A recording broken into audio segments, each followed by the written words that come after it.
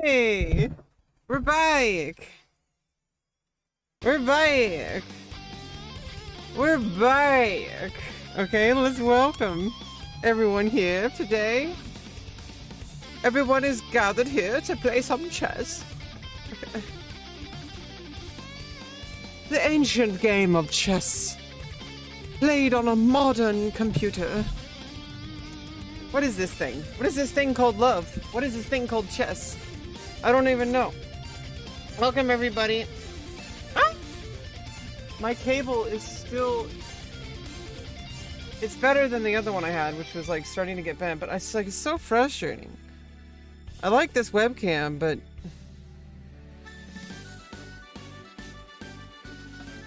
It's seriously kind of annoying. Like, even though, like, I mean, it's better that I haven't brought, I mean, because most webcams, they come with a wire that goes directly into it, and if that gets ruined, the whole webcam's ruined. So at least with this one, you have to plug it in with a separate, like, USB 3.0 USB-C to USB-A. The problem is that it sometimes, and a lot of the time, if you move it around, like, the wire, like, disconnects, and it, like even a small disconnect, like, I almost want to just get, like, some duct tape or something, or, like, electrical tape, and, like, make sure that it's stuck there. I don't know if, I don't know. I don't know about that.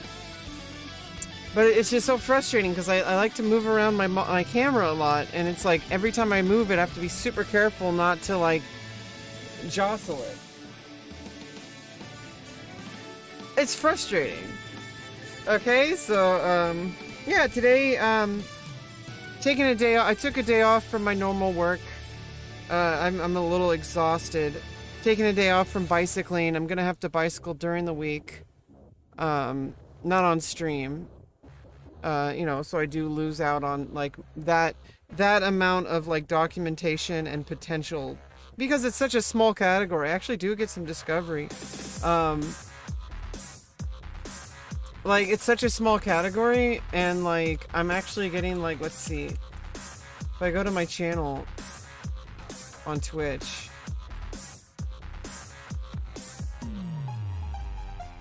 Like, oh, it's not getting as much lately, but... Like, for example, like I'm getting, like, at least 100 views on my clips. That's really not normal for my channel. And, like, my VODs...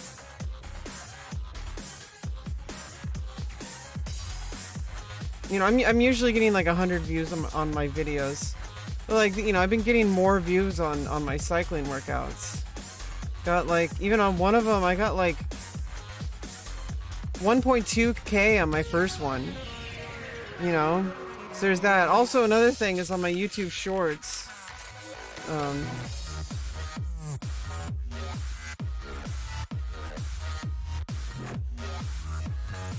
Just a second. If I go to my YouTube Shorts,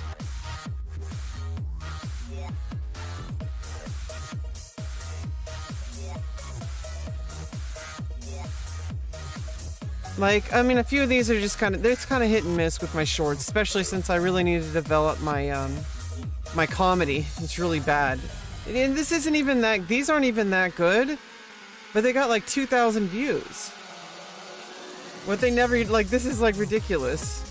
This one is it's really bad. It's really low IQ, low effort content. They never tell you what to expect. They never tell you that one day, they never tell you what to expect. They never tell you that one day everything's just gonna make sense. That one day you're just gonna have a burger and it's gonna make sense. One day you're just gonna open up a book and there's gonna be words on it and those words are gonna say F you. They never tell you what to expect. I mean, it's like, for some reason that got like 2K views. You know? So it's like, for some reason. So there's something going on, right? Like, there's gotta be something I'm doing right. So I need to do more of that. I really like being spontaneous and random in improv. A friend of mine invited me to an improv group. I don't know if when's that's gonna, I mean, the logistics of that. I don't know if it's, I don't know anything about the group. He hasn't really followed through on it. This has probably been the most difficult thing in my life. All my friends have, like, you know, real jobs and stuff like that. And it's in my whole entire life since I've known them, since like high school, they've been really unreliable in pursuing things that like I want to do. So it's like obviously the answer is to go pursue it on my own, but that's a difficult thing for me to do as well. So it's like I really just want to like have my friend like say, hey, we're doing this thing, and then we actually do it and be consistent with it.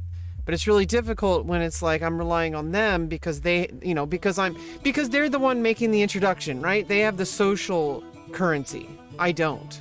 That's the problem with me. It's because a lifetime of like dealing with autism issues, I've basically like been unable to build meaningful connections outside of a few people. And so I rely on those few people to make introductions to new social groups. And it's really frustrating when, you know, like they obviously, you know, they have kids or they have jobs or, you know, all that kind of stuff. And I understand that, but it's just frustrating when I want to do something like join an improv group. And like, I don't even know like when it's going to happen. I don't know if it's going to happen anymore. Like, so it's like, I'm just like, well, what am I going to do now? Like, I really wanted to go to improv group. And so I don't know. I'm making little steps. There's little things I want to do. Like I'm bicycling every week now. Today's a rest day. I'm bicycling every week now. And so like, I actually want to go on Facebook and find like a group for local bicycling. Like that would be cool. Even if I just show up, even if I don't even talk to anyone beyond just like, hey, like I'm new to the group. It's like, oh, hey, come here. Nice to meet you, Rebecca. Welcome to the group. We're going to go bicycle for like 200 miles. And I'm like, oh, well, you know, maybe I'm going to cut off after like, you know, 5 miles. They're like, oh, that's fine. You know, just, you know, because it's about consistency, right? So it's like, I want to join a group like that. That's not going to like put me into like, I don't want to have to like subscribe to a country club or some bullshit where I have to spend like $200 a month or something like that. I just want to join a group where I can go and be a part of something. And so like a bicycling group's really good for me because I'm actually actively working on bicycling now. And I'm bicycling every week for like an hour a day, at least 3 days a week now. And, you know, it's been very consistent the past couple of weeks. So I'm actually really happy with where things are going. I think it's just a matter of continuing to do the things. Also with my work, like my work that I do off this stream, I'm showing up 3 days a week at least, sometimes 4 days a week. Today's an off day. I just felt it was more important to do some reading and to kind of take a step back and do some like reflection and stuff like that rather than do the work. I know that it's kind of an excuse, but it's also I'm physically exhausted from the bicycling, and so I don't want to overtax my body. And you know, the other work I do is not as physically intensive as bicycling, but it is pretty physically intensive. But I do sometimes, you know, as long as I'm doing at least 3 days a week, I'm good. That's my goal. That's my target. If I do 4 days a week, that's extra. And I also made a good amount of money this weekend. So I made $130 this weekend. That's a good target. And obviously the money is going to change from week to week. But it's the matter of like, I show up for at least 1 hour, ideally 2, sometimes 3 or 4. So it's like I average around 2 hours a day, 3 days a week. And like I've been consistently showing up to do that. And so I'm winning. And whether or not I have direct results in the short term, that's going to be a different thing. Long term, even. But as long as I'm consistent, I continue to do the work, I show up, I do my marketing on Twitter the best I can, which is, it's really difficult to not take it personally, but I'm trying. I'm trying to like detach myself. Hey, what's up? I'm subbing to everyone that subs for me. Sub for sub, by the way, I'm going to tell you right now, sub for sub, I'm going to save you a lot of time. Sub for sub is not going to help your YouTube channel. I you know, someone who knows from experience, the only thing that's going to help your YouTube channel is making videos. I know it's a weird concept, but the only thing that's going to help your YouTube is making videos, even if they're shitty. Just make videos. Like if you do nothing else, just make videos, post them like consistently, like even 1 video a week. Just post videos, even if it's just like, hey guys, I don't know what to talk about this video this week, but I'm gonna talk about these gloves. I found these gloves. And I didn't find them. I bought them off of Amazon. They have copper linings, so they're really good for like, you know, they're compression gloves. They like, you know, they push all your muscles down. So it's like, and then when you take them off, they like release them. There's probably more science behind it. But they also have like, you know, because it's copper lined, they don't like, they're like antimicrobial. So it's like you're not gonna get like, and they're like also like anti-moisture. So they're really good for like while you're working out and stuff. And they're good for compressing your muscles, which I guess is a science thing. You got more subs than me? Probably, but here's the thing. Is they're only subbing because you sub for sub. Are those people actually gonna watch your videos? And also, this isn't my main YouTube channel, and my main YouTube channel has less subscribers because I'm not doing sub for sub. I'm trying to get actual subscribers. And I know that like numbers like look good, but if you get a lot of numbers, but none of those people actually care about you or what you do, then what do those numbers mean? So if you have like 10 million subscribers, but only 10 views on your video, what does that say about, well then if you don't make videos, then why are you subbing for sub? Yeah, I'm doing, like I said, that's what I was talking about earlier, OI, like, my new YouTube channel, I've been trying to do shorts, and even my stupidest low-effort shorts are like, my stupidest low-effort shorts that are like, you know, just stupid-ass, like, 15-second video, you know, I got like 2K views, compared to like the rest of the views on that channel. I only have 11 subscribers on that channel. Cabbage Brain Takes. And you know, a couple of they're kind of hit and miss. The last 3 are really stupid, so they only got like 10 views or whatever. But you know, I got like 700 views, 1,000 views, 2K views, 2.4K views. You know, it's like I need to keep doing those. You got like 2K views, not even trying. Well, that's good. I don't know. I don't like your attitude, so I'm gonna put you on a timeout.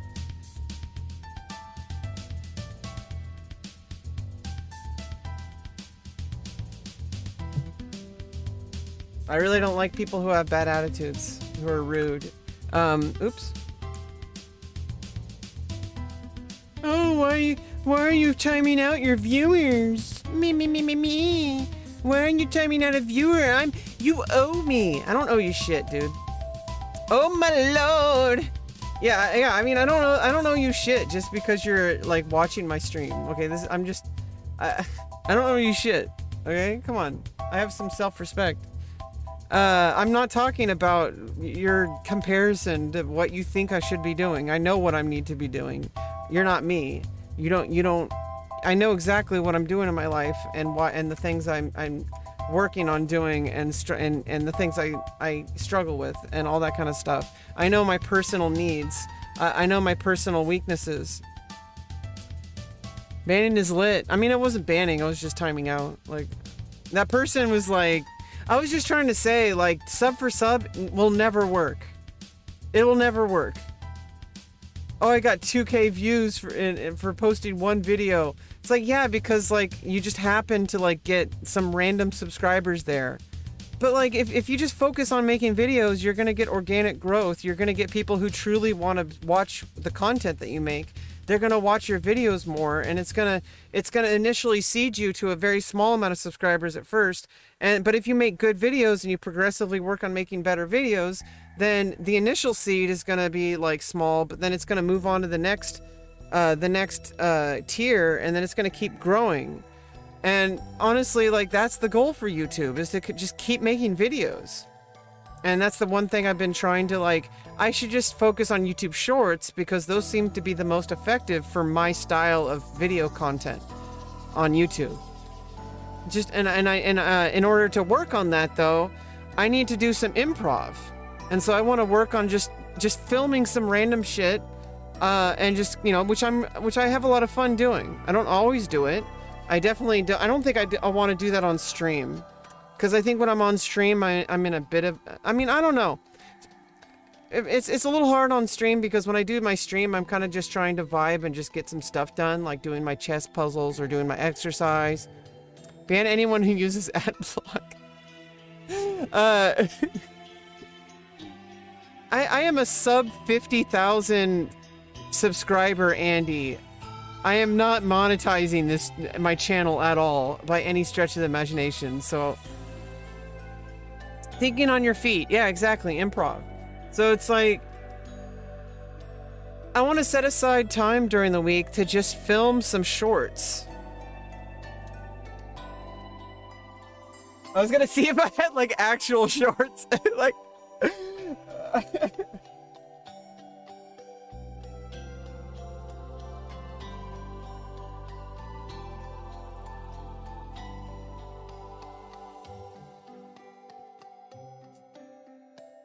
I don't have any shorts nearby.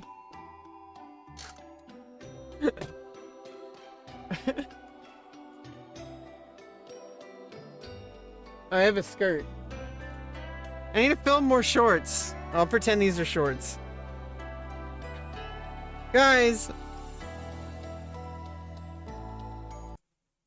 I've been thinking a lot about what I need to do to grow my channel, and I think I realized I need to film more shorts. So here you go. And there we go. There's a short right there. Bam. Progress. Profit. You see how it works? That's the way I need to think more. I'm really good at like just randomly doing things and just letting myself go. Like just let it breathe. If I just let it breathe, and I work on that, and I work on just doing like silly shorts and just like kind of just say random little skits, like less than a minute. What's up, guys? We're gonna be playing some chess. Oh god, you're banned.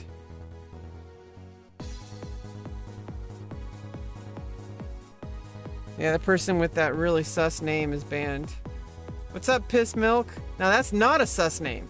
The other person had a sus name. You have a great name, Piss Milk. That's a great name. That's a fucking great name, okay? Okay. I need to do some puzzles. So we're gonna do some puzzles.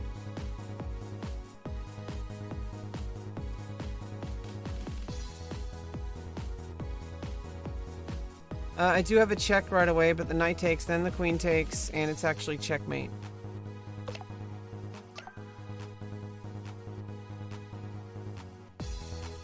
The other person had a very sus name. You make beer reviews? That's fucking awesome. I'm gonna have to check out your videos. See, that's how you grow YouTube. You make cool videos like that.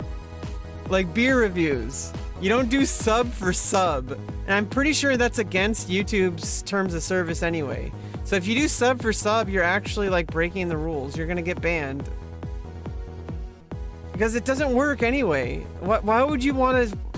What's the point? Think about it like from a... Like obviously you're like, oh, I need more subscribers. No, you don't. You need real subscribers. So make videos like beer reviews. You're doing like 10 million times better than me already, Piss Milk. I'm a loser, and I'm not a man. And I'm not gonna cut it off. It's gonna be like kind of like sliced and diced and like inverted and tucked away.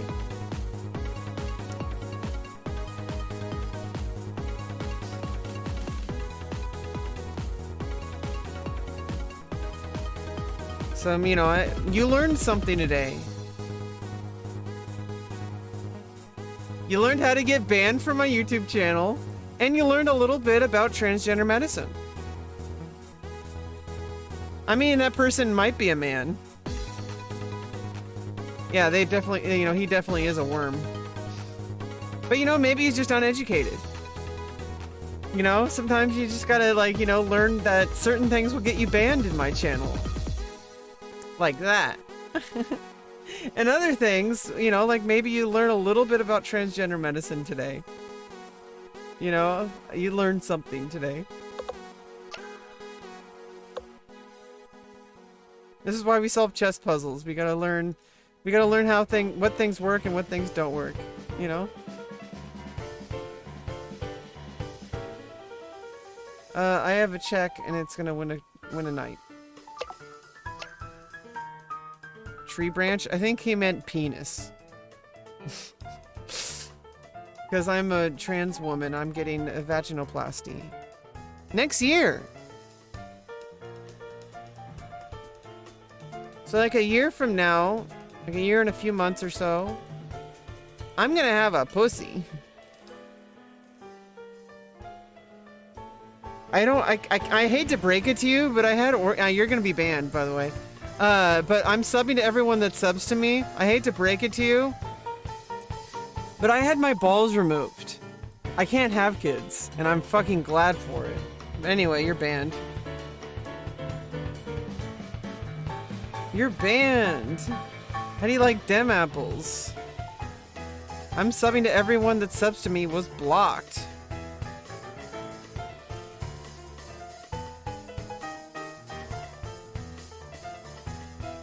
So if I take the knight first, pawn takes, and then I check.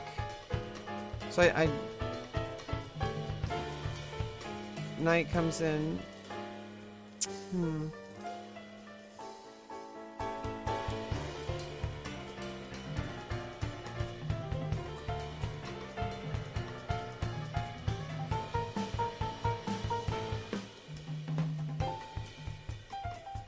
Check.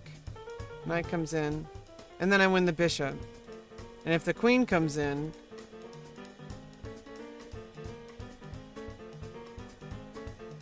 then I win two rooks. So it has to be the knight, and then I just win a bishop because the queen's no longer defending it. So takes, takes, takes, knight blocks, bishop takes bishop, and I win a bishop and a pawn.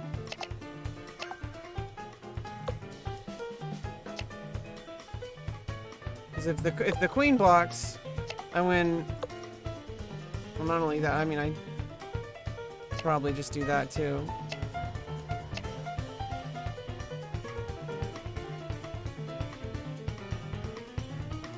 And if the king just moves, well, then I still, you know, now I get to check, and I win a queen.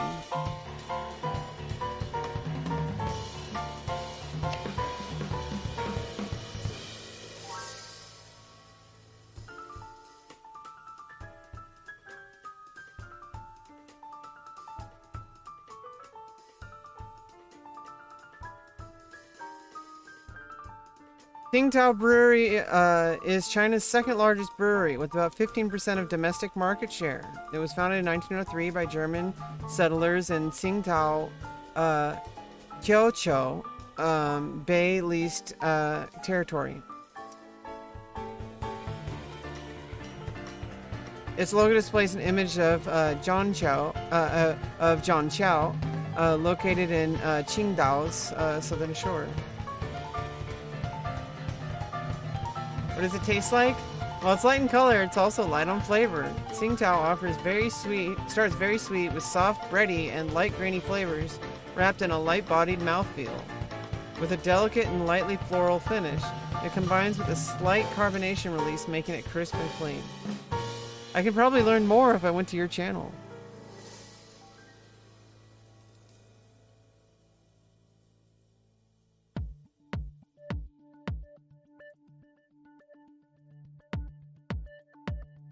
Okay, well, I am attacking the queen. So if I just take the queen, I open up the rook. But then you, then you can just sacrifice a rook, so. Oh, someone wants to play.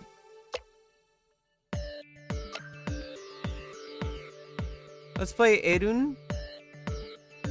From Norway? Are you Magnus Carlsen?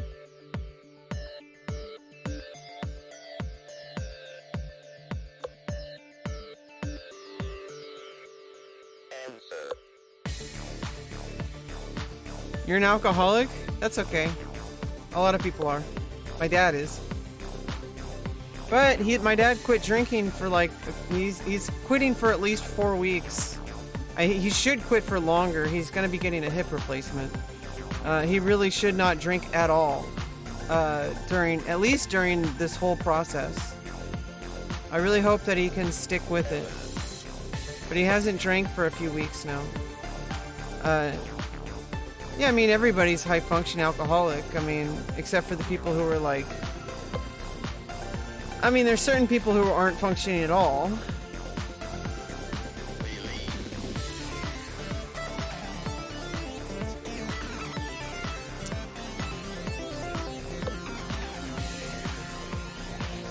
You're Irish? Well, that just makes you Irish. You're not an alcoholic. Hey, Sack, Koj Sack.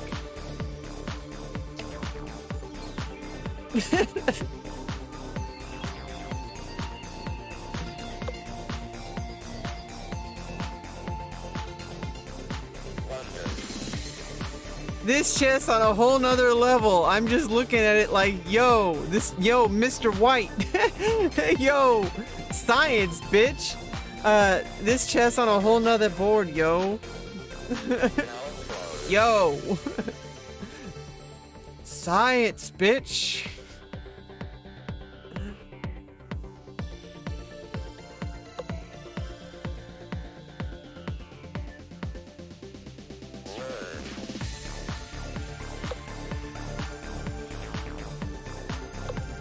I don't want you to make any surprises. No funny stuff. Just go in, protect the center, and everybody walks home a little richer.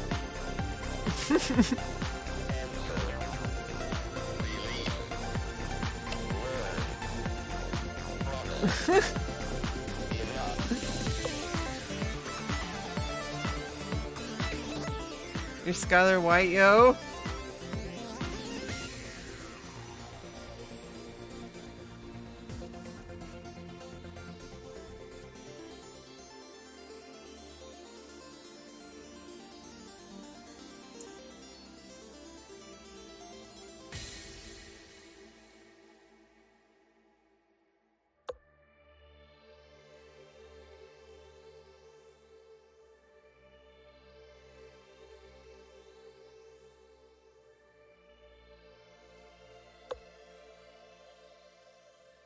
Okay, well that's...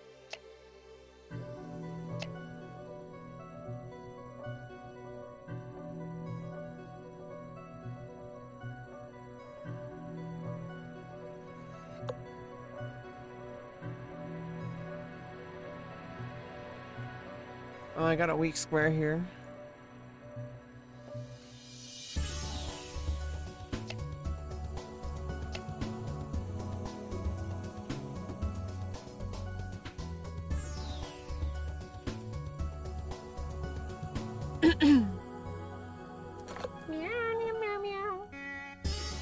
Okay, let's ruin the pawn structure here.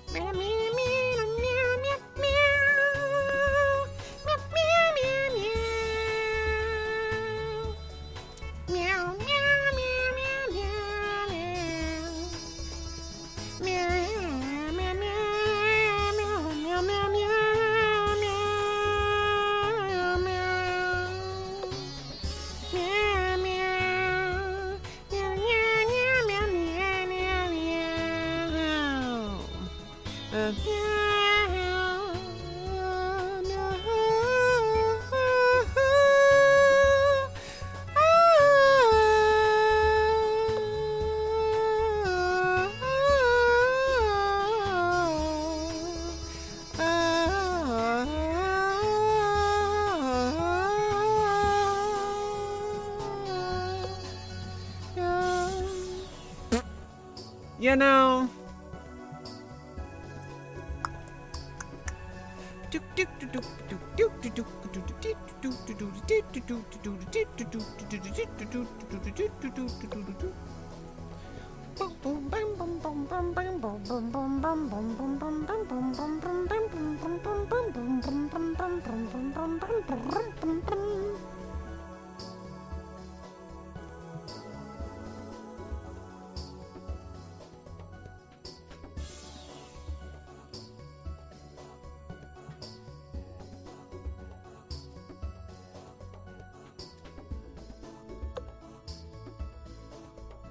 Oh.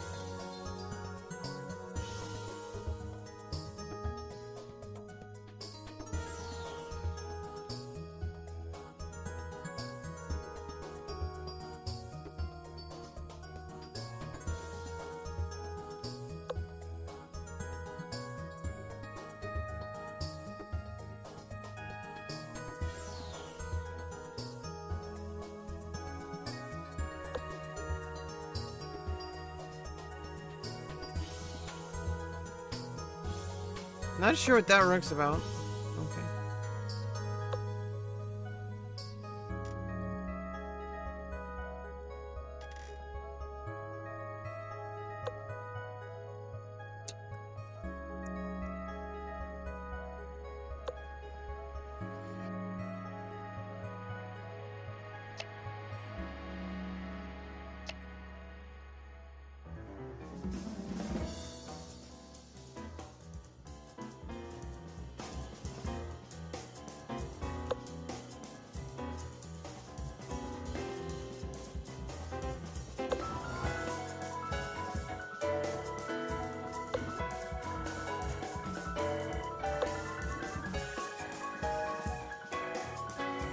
Yeah, I kind of had a weakness there for a second.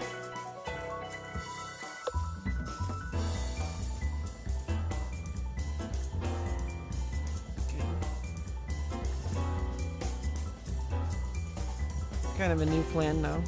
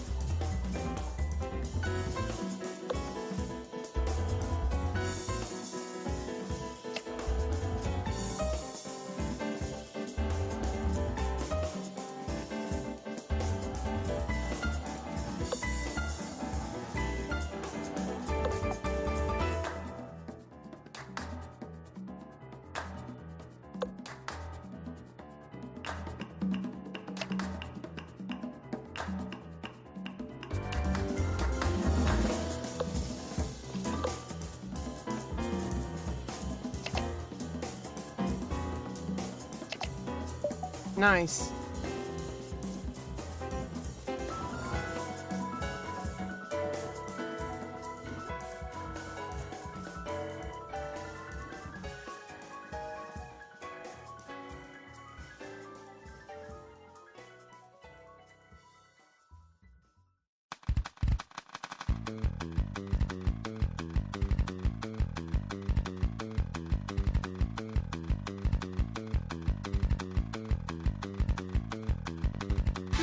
Yeah, let's see. I screwed up a few times here. Like right here. I mean, I don't know. Like that was a little bit forcing. But I think I could have just played a little safely here. I don't know. Doubling up my pawns.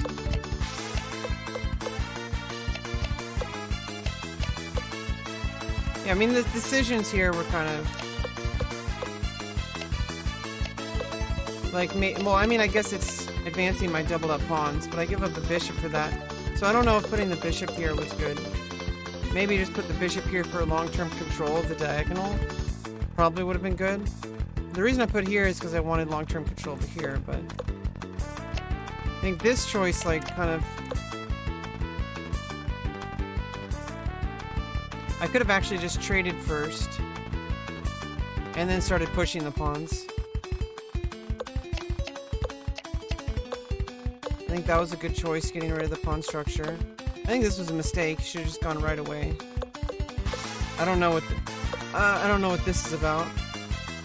I no longer have a light squared bishop, so if I brought over here, you could just chase out my rook and my queen anyway. And the king's defending it anyway.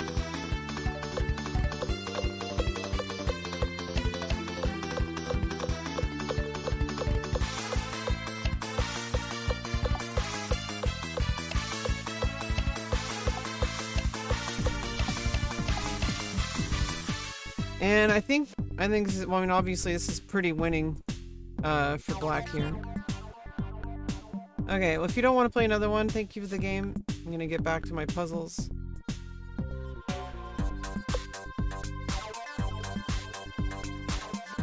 Puzzle streak.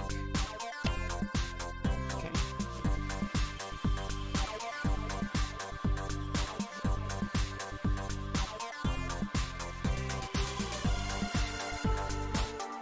Okay, and I win the rook here.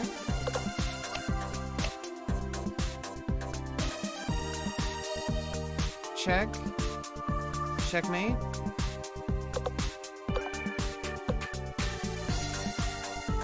Threatening checkmate.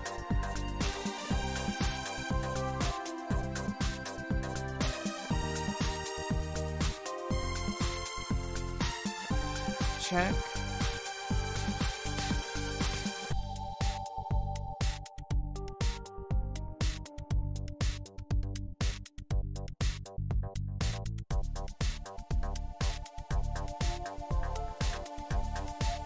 Oh, check.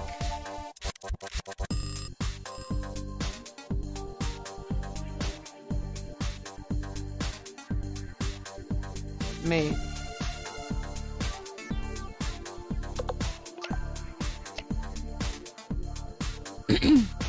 Walter.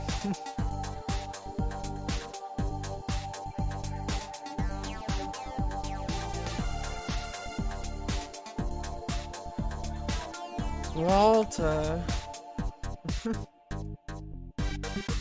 Atlanta. Checkmate.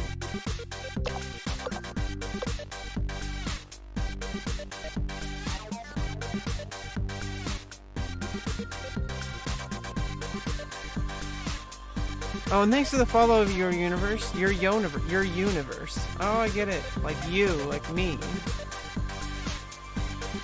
I don't know how I keep missing the alerts. Whatever. I'm sorry. I'm gonna rook here. Oh, everything else is defended. I mean, the rook's not defended, but it's not under attack. So I'm gonna win a rook. Queen can get in the way here, or the king can move. Queen is more forcing, but it still loses the rook.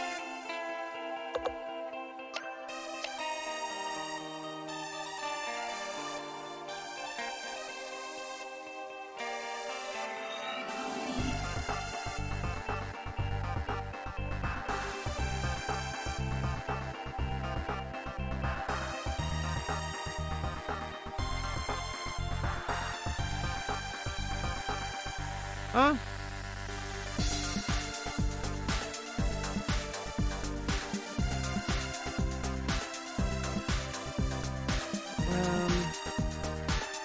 Remove the defender, win a queen.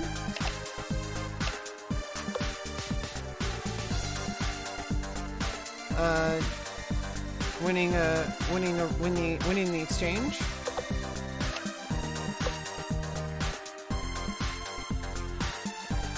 Black to move. Queen not work. Check.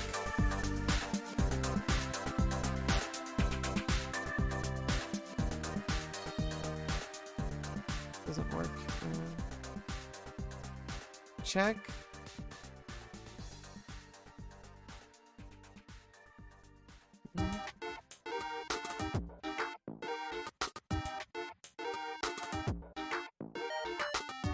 Check. Oh, now I'm defending, so I can...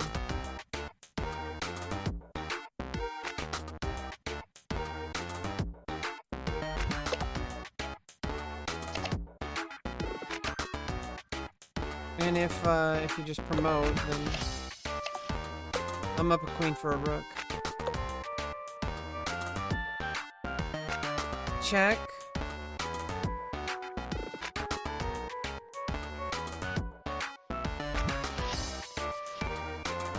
Oh, no, if I just take check, and I'm gonna mate, or, yeah. What? Oh, remove the defender. What am I thinking? That's way more force. I was thinking, like, check, and then, the problem, though,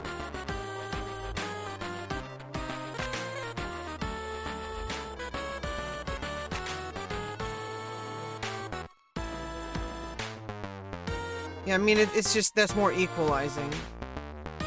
And it's...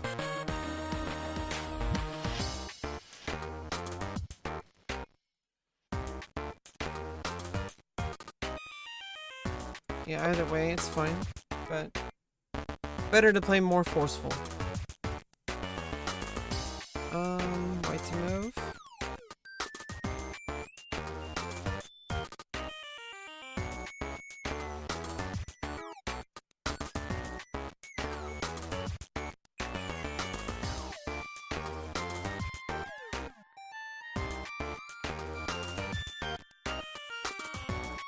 Just try to promote.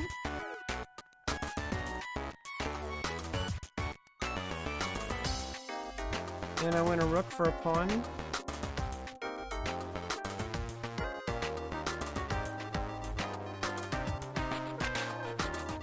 But, you know, yeah, this is a problem.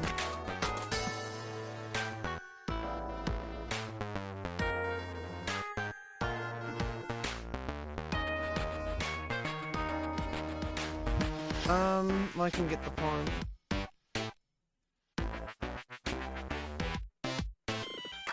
Now, if you go, yeah, obviously you can't go there.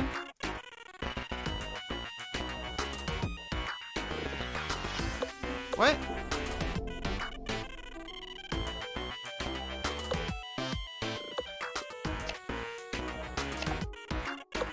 Oh, okay, then I do that anyway.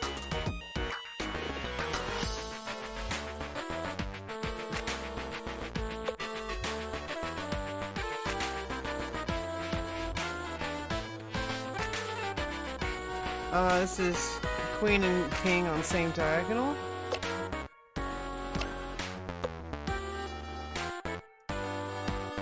Check with a pin pawn.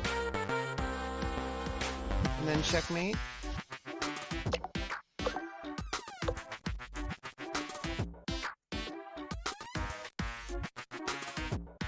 Check.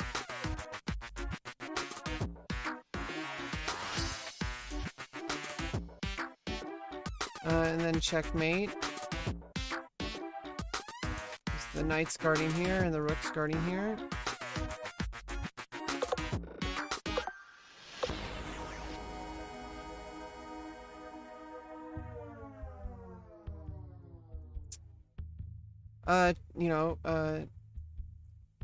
Reveal attack, check, and then I win a queen, attacking the bishop.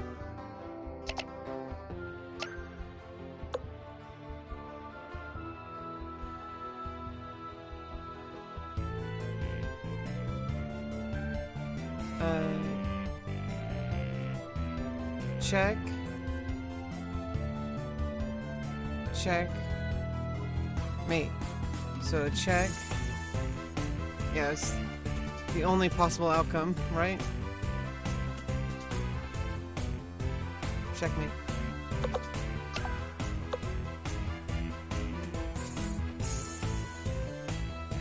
try to promote.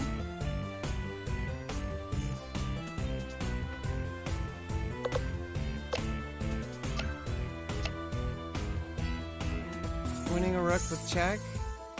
Then win a rook. And there's a check, but I can escape. And there's attacks. Maybe you defend.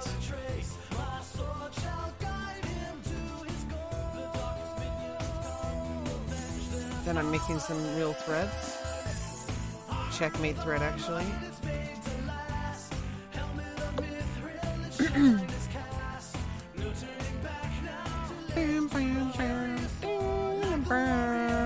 Okay. This is check and mate.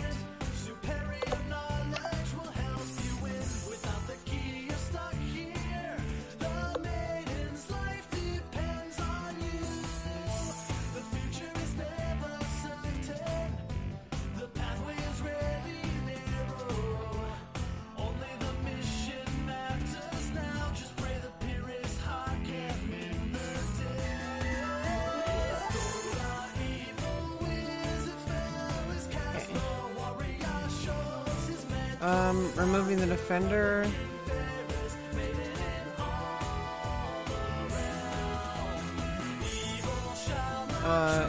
If you move out of the way, I just check and then I win the rook. If you capture, then I win a queen. So I think that's the better option is just losing a queen.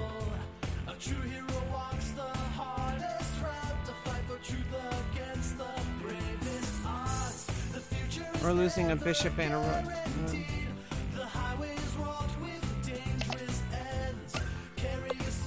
It's queen versus rook endgame. Check. Mate. Hey, what's up, Mass Refuge? Hello.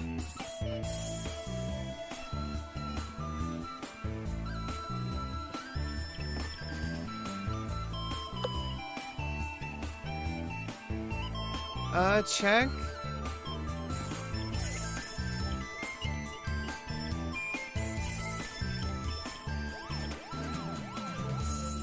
Wait, check. Rook takes. Check. Attacking the rook. Wait.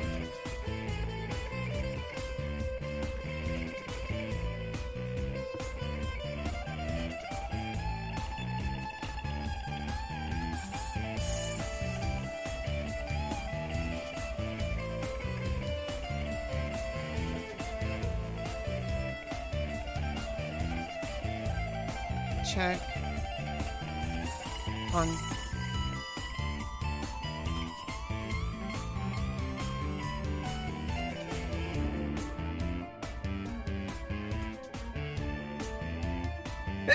Then I can attack the rook. Rook takes, pawn takes.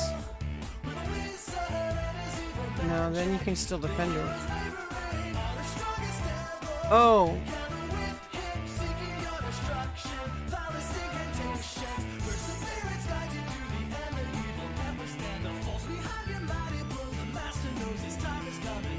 And then I have a pawn here. Oh no, and there's these. Hey Hurix. Barracks. Hey Burrix. Burrix? Bootix? Hey Bootix. I don't know how to pronounce your name. Sorry. Burrix? Getting bricked, son. Yeah, no. Okay.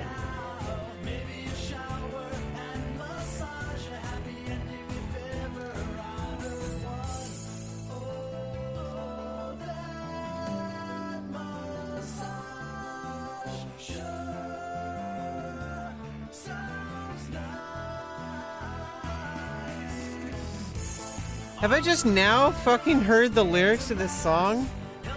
That massage sounds nice. And a happy ending?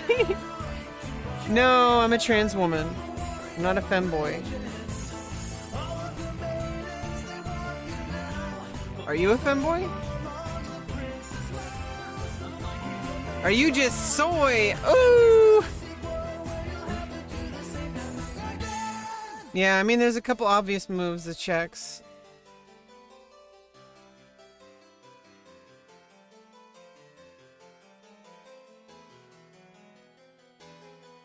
Oh.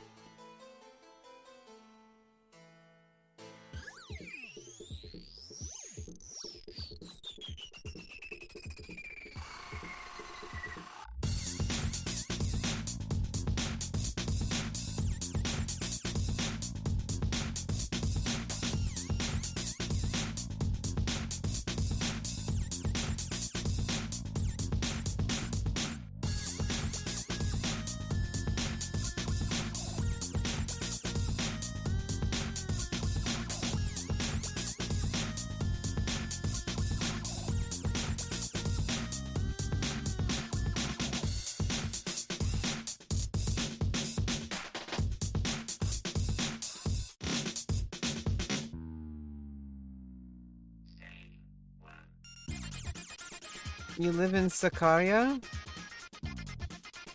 I don't know what that is.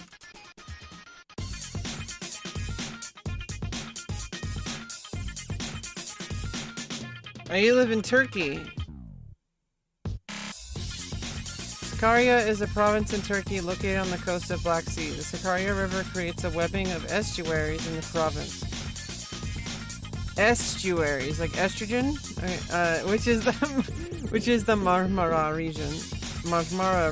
The adjacent provinces are Kocaeli to the west, Bilecik to the south, Bolu to the southeast, and Düzce to the east. Hopefully I didn't mispronounce any of those. Capital of Sakarya is Adapazan. Hi, the process of understanding. Kind of easy. I mean, is it though? Rook takes, rook takes, rook takes. You attack the rook. I attack the rook. Rook comes in and blocks it. Puzzle. If I take, you just take the pawn.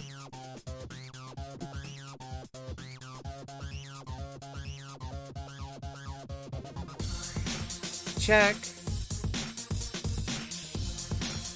Okay, and then I can push, and then I can do that. Okay. I see what's going on. Then I'll look at chat in a second.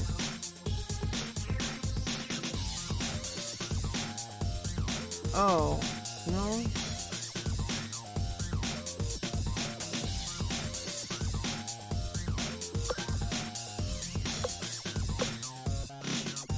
Yeah.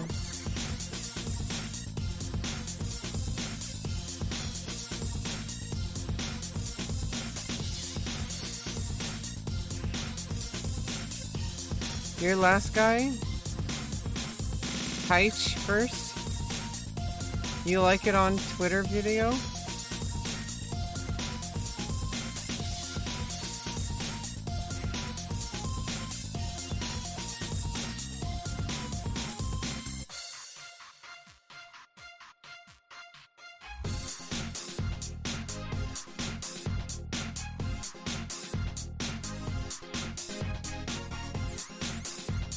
You guys are banned.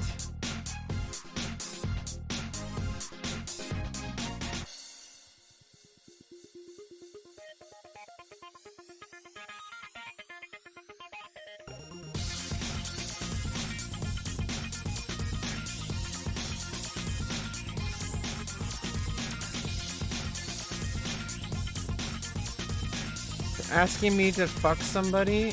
What?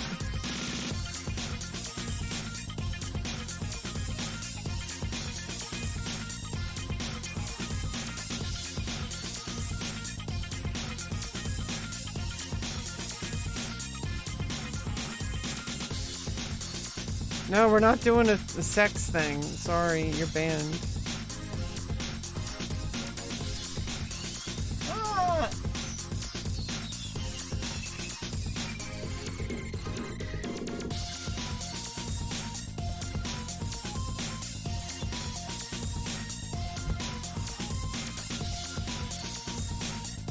You guys are gonna need to learn how to behave yourselves.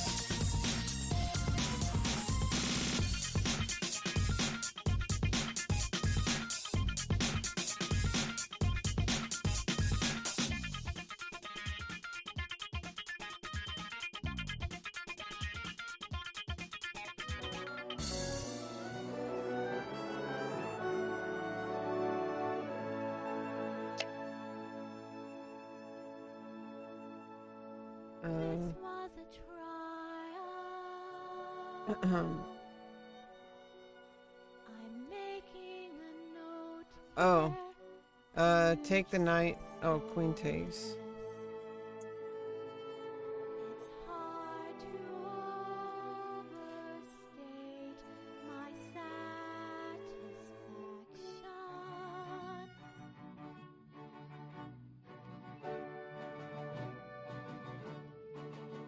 Aperture science. Well, and then I can attack, I guess. We do what we must because we can. For the good of all of us, except the ones who are dead.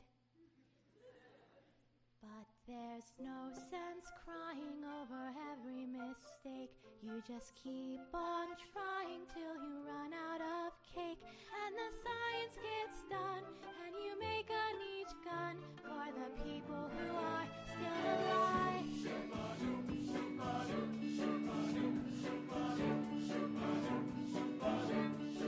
Not even angry. I'm being so sincere right now. Even though you broke my heart and killed me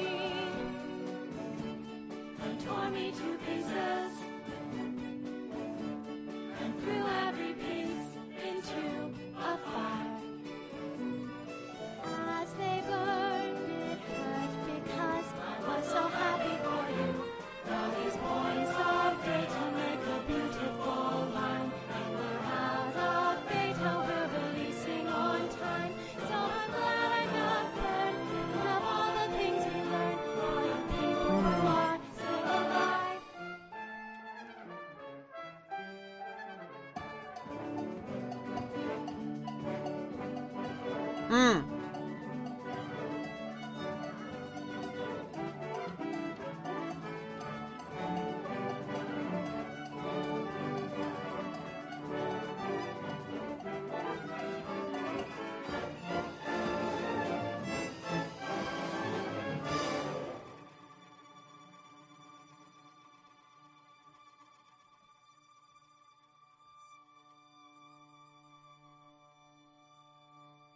Nice checkmate. Go ahead and leave me. I think I'd prefer to stay inside. Maybe you'll find someone else to help you. Maybe Black Mesa.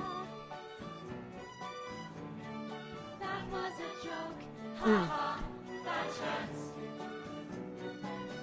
Anyway, this cake is great. It's so delicious and moist. Look at me still talking when there's science to do. When I look out there, it makes me glad I'm not you. I've experiments to run. There is research to be done on the people who are still alive. And believe me, I am still alive.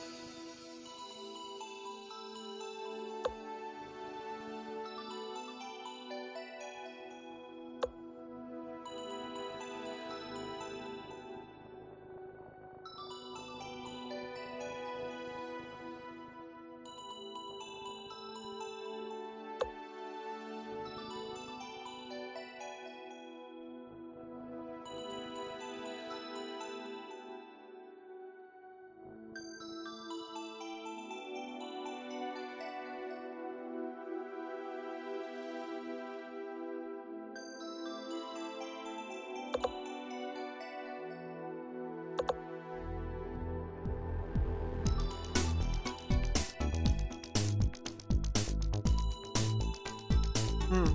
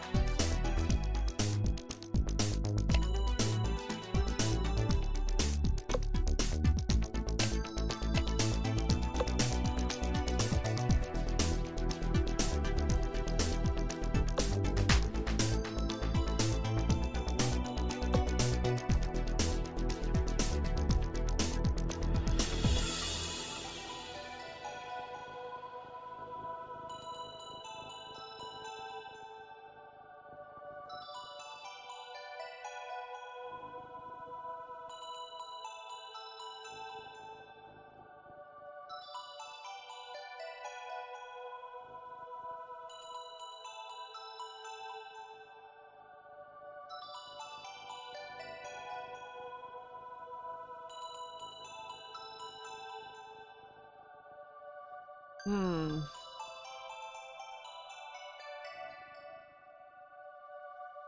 No.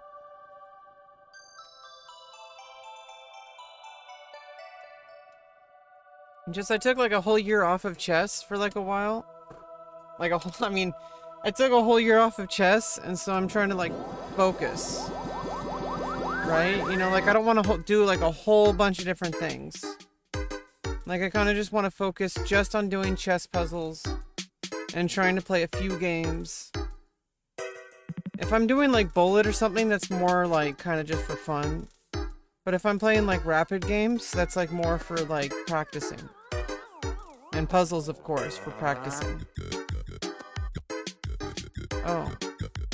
Yeah, that's the thing. Then I'm gonna rook. Okay. This music for real.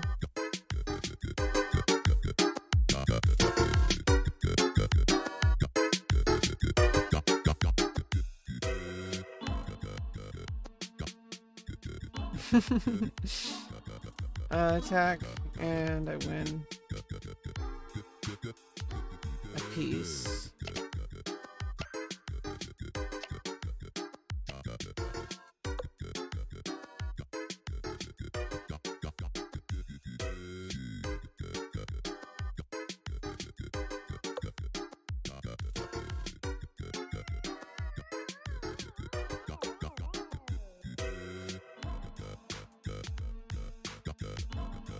You know, it's kind of funny when people say, did you give something up? It's like, no, I didn't give up on shogi. I'm just not focusing on it. Like, you never really give up on anything. It's another chess variant, so it's like, if I work on chess, it's more... It's the same kind of stuff, just a different variant. So it's like... Either way, I don't really feel like it's very useful for me to be focusing on shogi right now, so I'm not. That's kind of where it's at. Now, there will be a time where I do want to focus on shogi again, but at this time in my life, that's not that time. I'd rather focus on... get a laser focus in on regular chess, you know?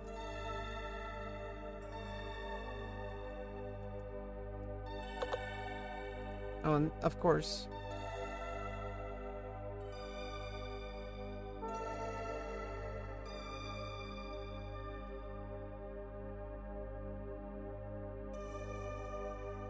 I'm not sure why I didn't look at that. I can bring the bishop in.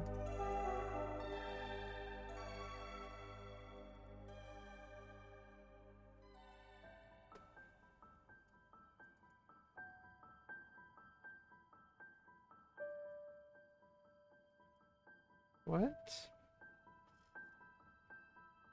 I don't know why I didn't think about the knight. It's frustrating. When I completely forget things are present on the board. Really frustrating.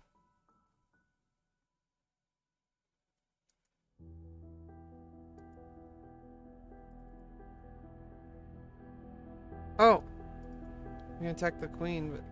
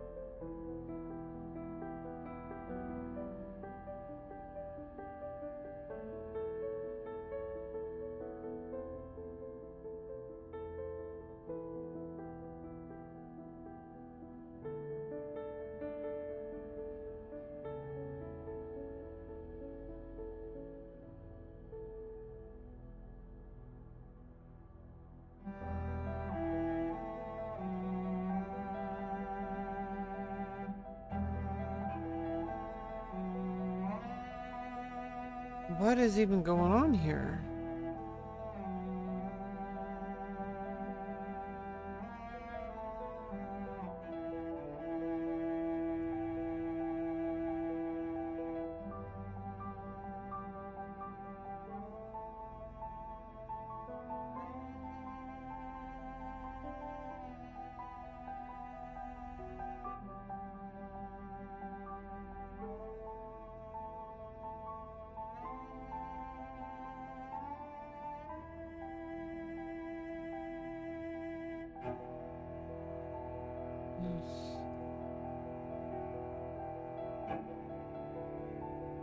Like, attacking the knight is just gonna get the bishop out.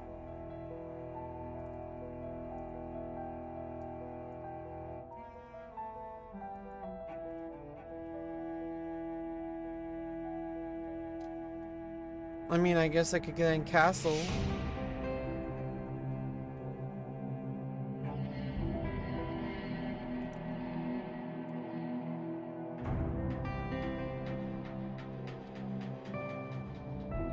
Attack the queen.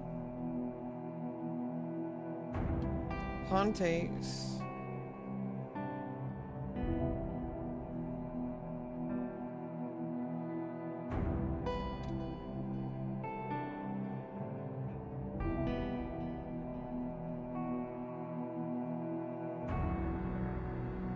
What?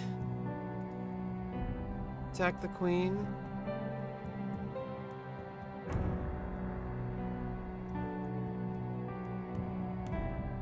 Now if I attack the queen...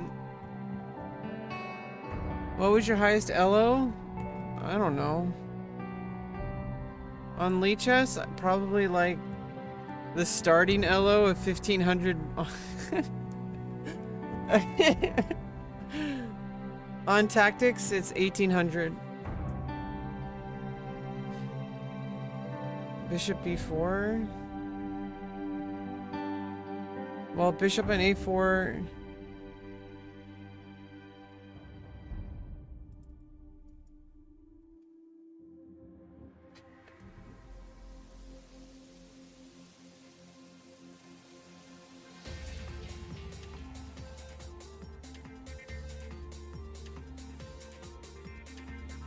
What?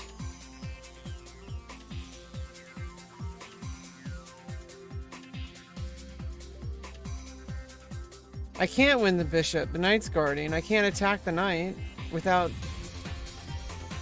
bishop comes in to defend.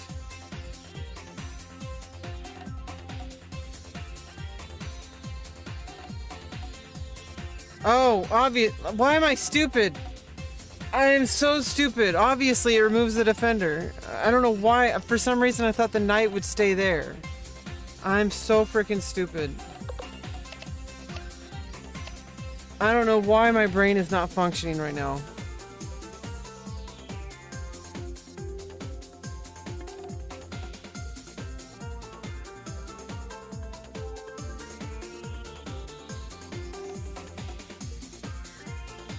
Winning a bishop?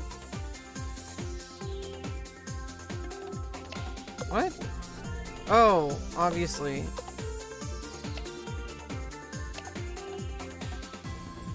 I'm so stupid. Like, I know this stuff. Why am I, like, suddenly failing the past couple of days? Like, my brain is just, like, not functioning.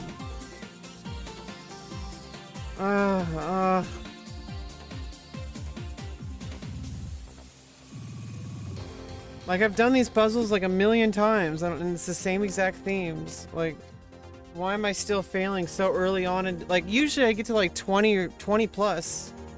Like, usually, like, 25 plus on this puzzle streak. Before I start making mistakes.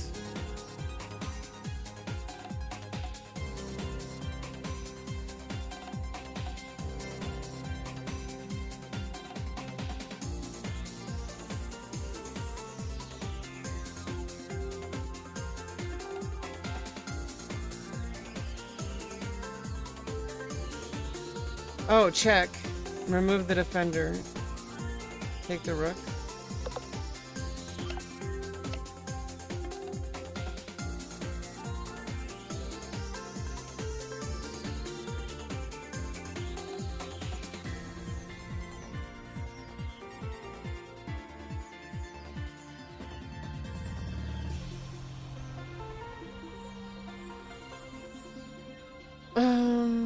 Ba-dum.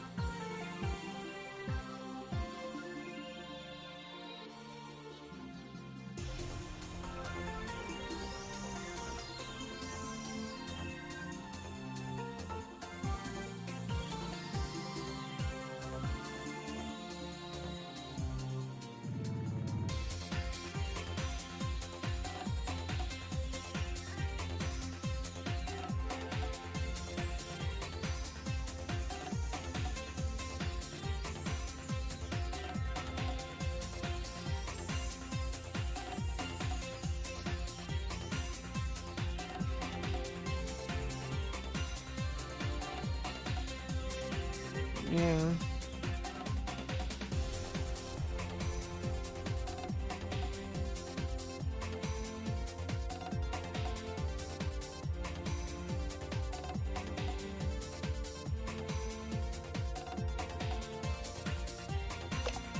I mean, that's what I was thinking.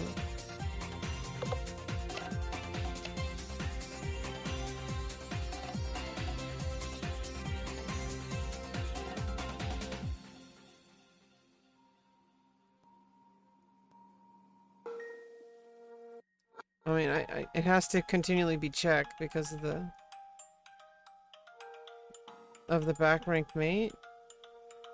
So it has to be check first. Check.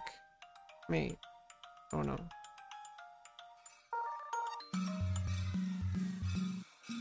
And then I can just...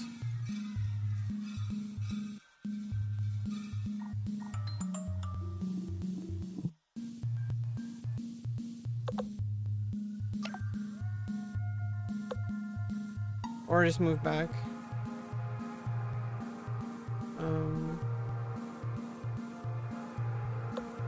Probably there.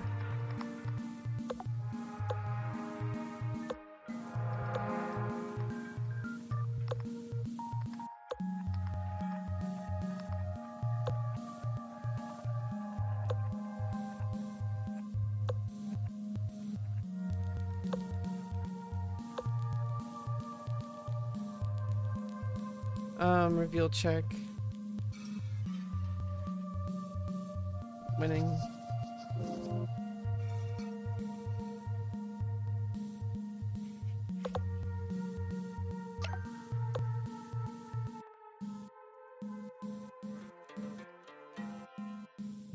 Check.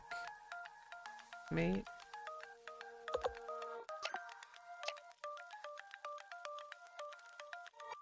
Check. Mate.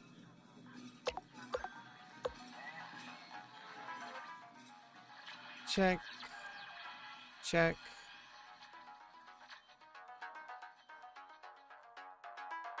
Check. Check.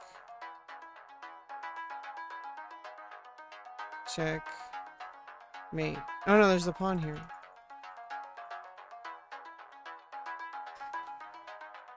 Check. Check.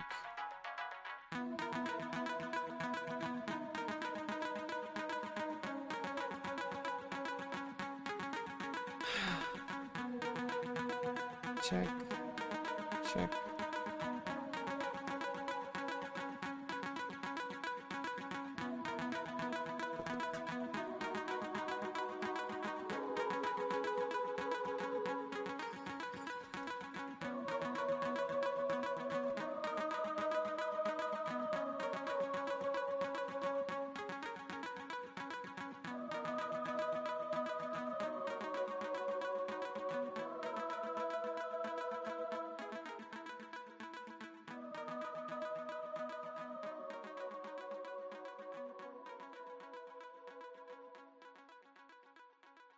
Yeah, and then I won't win the bishop.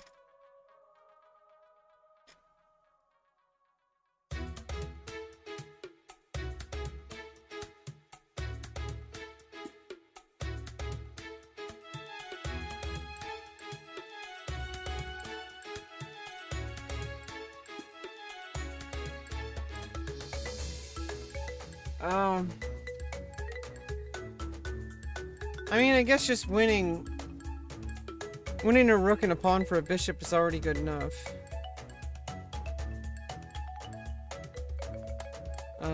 If you just move the king, then I have check. Mate.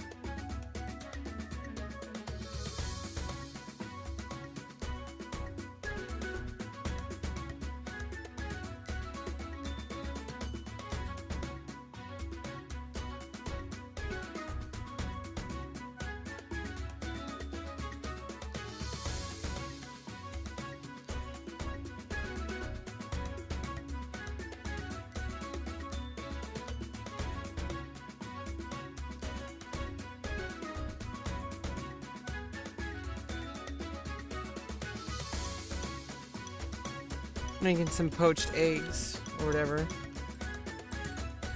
Super lazy way of making eggs. Just put some water in the pan and then put the eggs in there.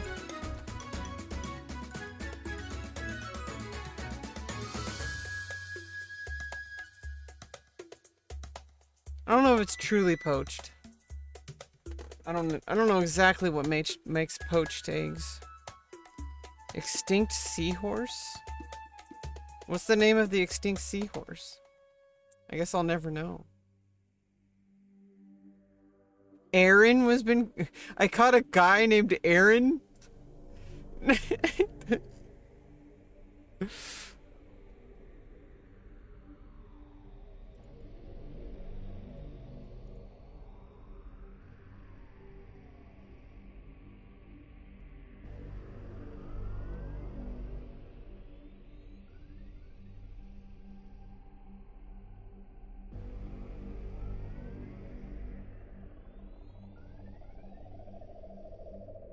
Check.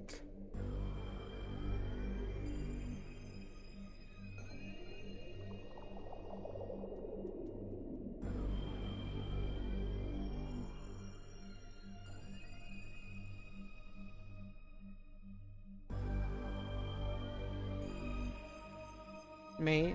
So, check.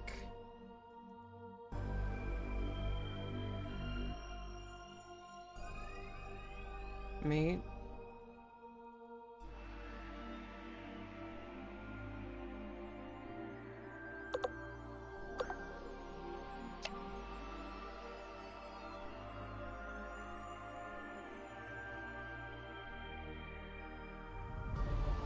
Check.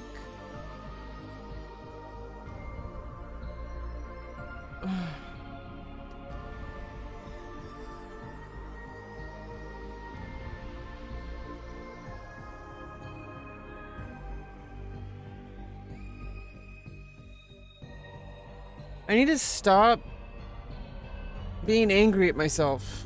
I mean, it's like right now I'm like really angry with myself. I feel like I'm a failure. I feel like I'm never going to succeed at anything I'm working on. But literally I've been like super consistent for like weeks now on, you know, when I'm traditionally unable to be consistent because of like specific autism issues. And so it's like I need to stop. Like I need to stop sabotaging myself.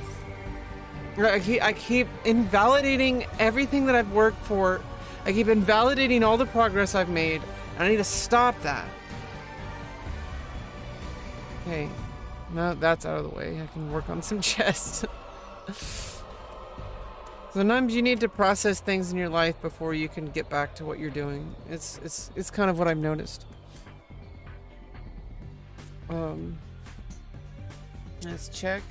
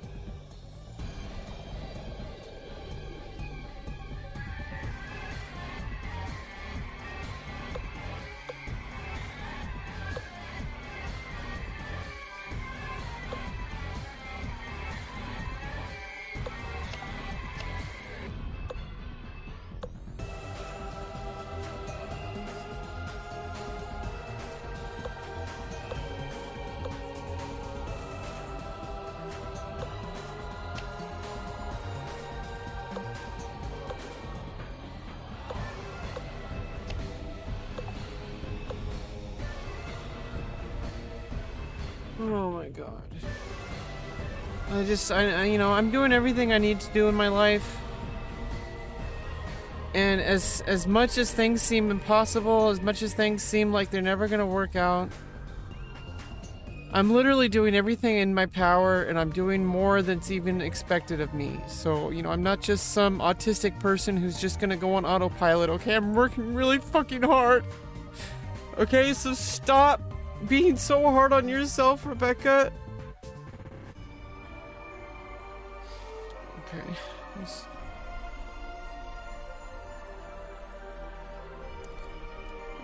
I'm supposed to talk to my care manager today, and she's not answering her phone. I'll just be right back. I need to call her again.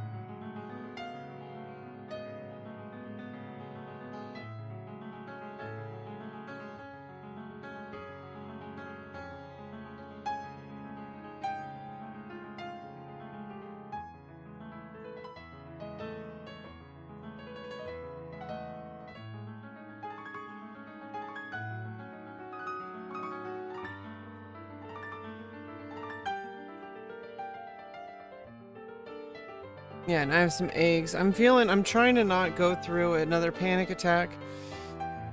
Because I have this thing where it's like I get inside my head and I start thinking so much about everything that I feel like makes me a failure. And I keep going in circles and I'm trying to stop myself. And I put some ketchup on my eggs. You know what's weird though? Is we put ketchup on like scrambled eggs all the time. But it feels weird putting ketchup on non-scrambled eggs. Why is that? What is the idea? Like how come we have no problem putting ketchup on scrambled eggs? But for some reason, if it's anything but scrambled, it feels weird.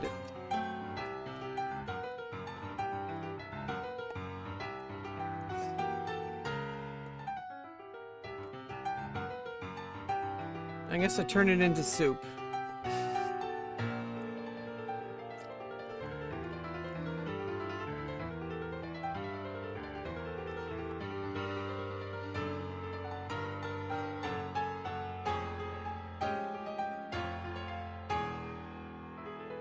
I'm doing just fine, okay? I get like this every now and then, where I just feel like everything I'm doing is worthless. I feel like I'm a failure. I feel like I'm never gonna get anywhere in life when I get like this. And it's really hard to get out of it.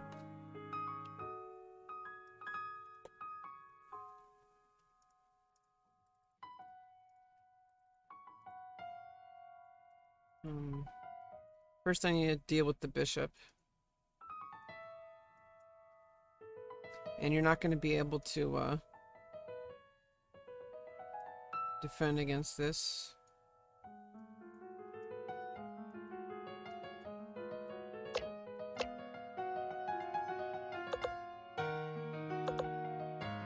And that's with check.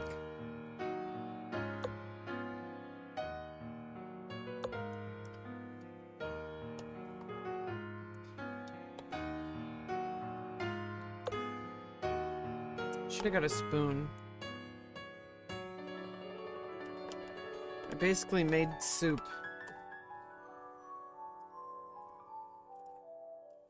It's like ketchup and poached eggs with a little bit too much water. I didn't drip it all out yet.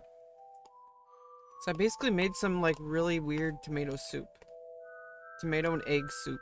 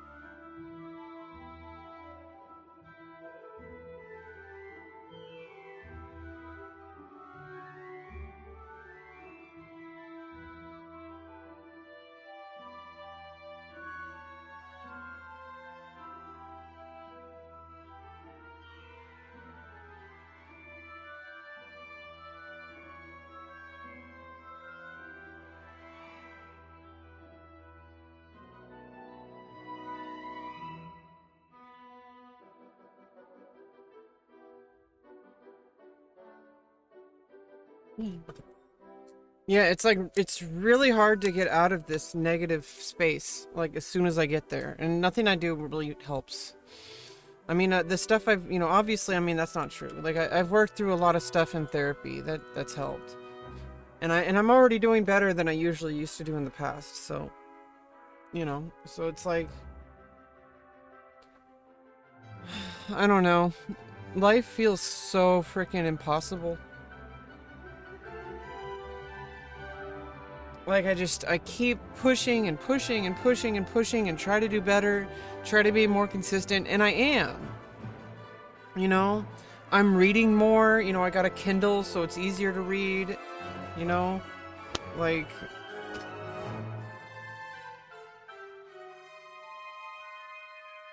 exercising like consistently.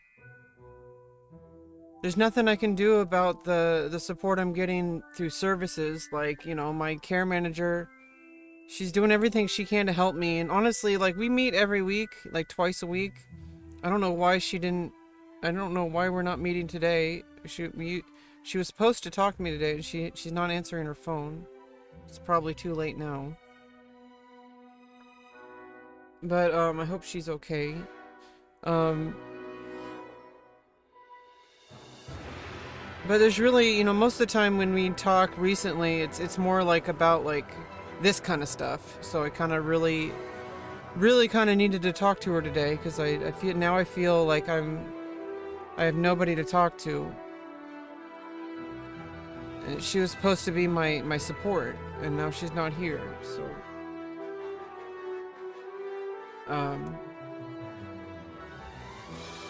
but a lot of the stuff that she's doing to help me is not really in my control. Like, it's like through like housing assistance, autistic support, like that's stuff that I can't really do anything about, except, you know, wait for them to email her back. Because she's waiting on them to email her back, and it feels so hopeless. Like, I mean, I also feel like a failure, because why do I have to be one of those people that needs to rely on services? Why can't I make my own life work?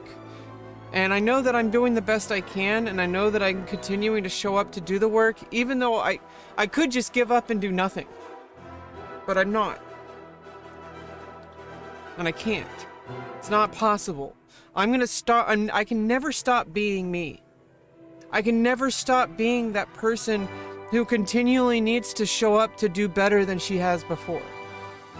I can never stop being that person. No matter where I am, no matter how good or bad at something, I'm always gonna be that woman who shows up and tries to do the best that she fucking can, and get all the information she can, to get all the help that she can, in order to do the best that she possibly can. So no matter what, that's gonna be the case. But it's just so frustrating when life is full of all these rules and all these things where it's like,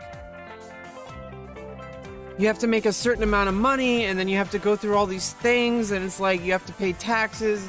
If you make too much money, I lose a support in certain things that I need. But if I make enough money, it's actually not a problem, as my therapist pointed out. If I start making money and it's too much to stay on my insurance, then I can just get different insurance. And I'm not going to lose access to my life-saving surgeries. I don't know why I keep saying that when she's already explained to me that it's not going to be a problem.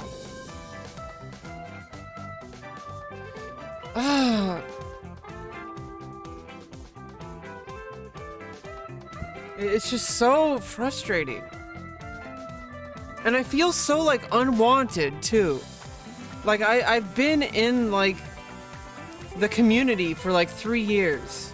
Like, multiple communities. In the chess community, like, in multiple streamer communities.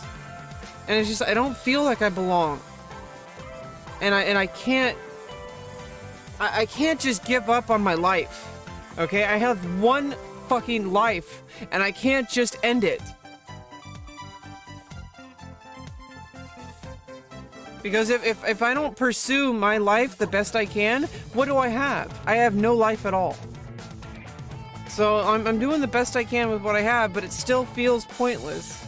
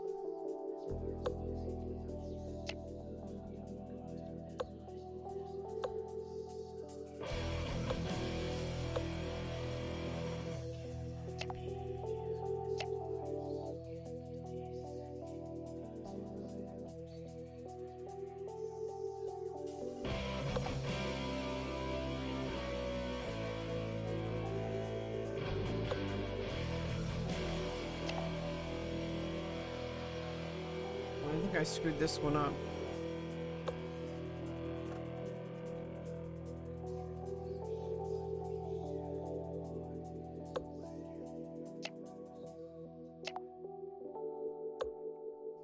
Well, maybe not so much.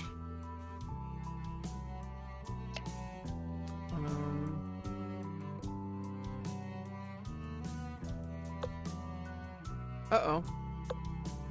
Okay. Never mind. It's fine.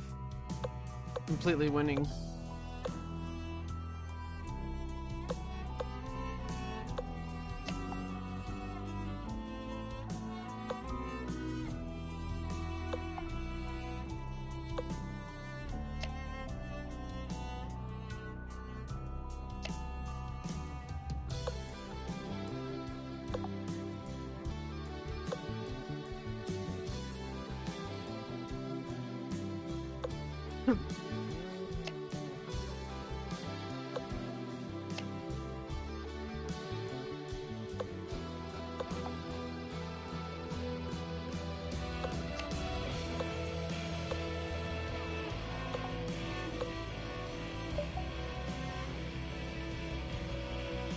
That was weird.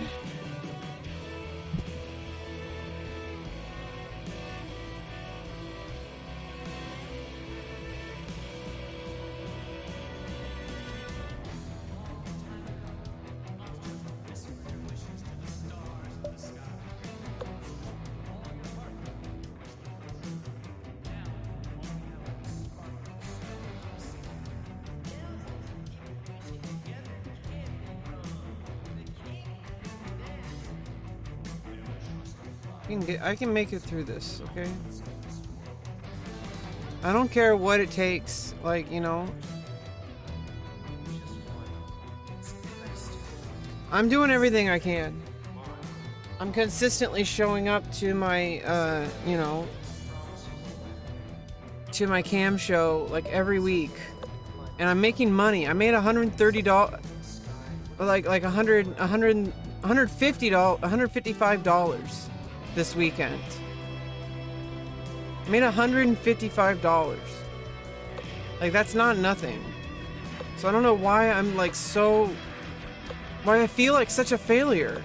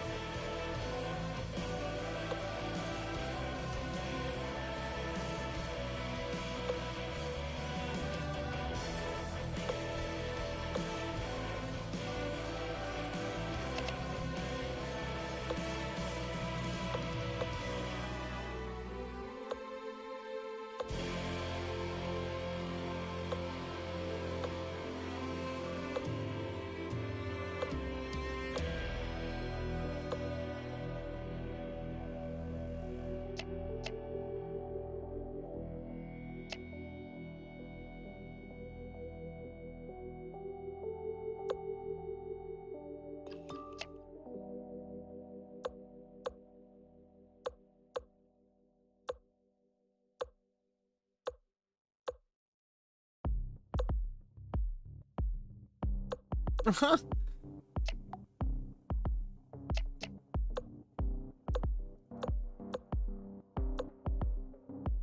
no.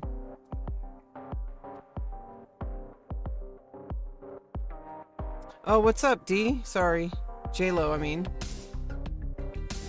Sorry, I'm just like, I'm really like distracted by my personal problems and I'm trying to like get through it. I don't know. Everything is like the same as it's always been the past couple of years. I'm working really hard to like really improve my life the past 3 years, and it's just it's very slow, like very painfully slow progress. I don't know. I mean, I do know.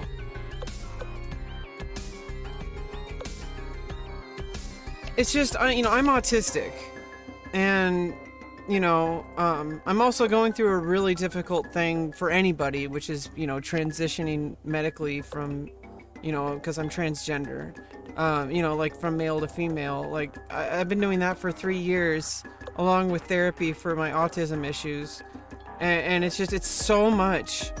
Like, it's just really overwhelming sometimes, and I'm surprised I'm even able to make it through, like, at all. Sometimes.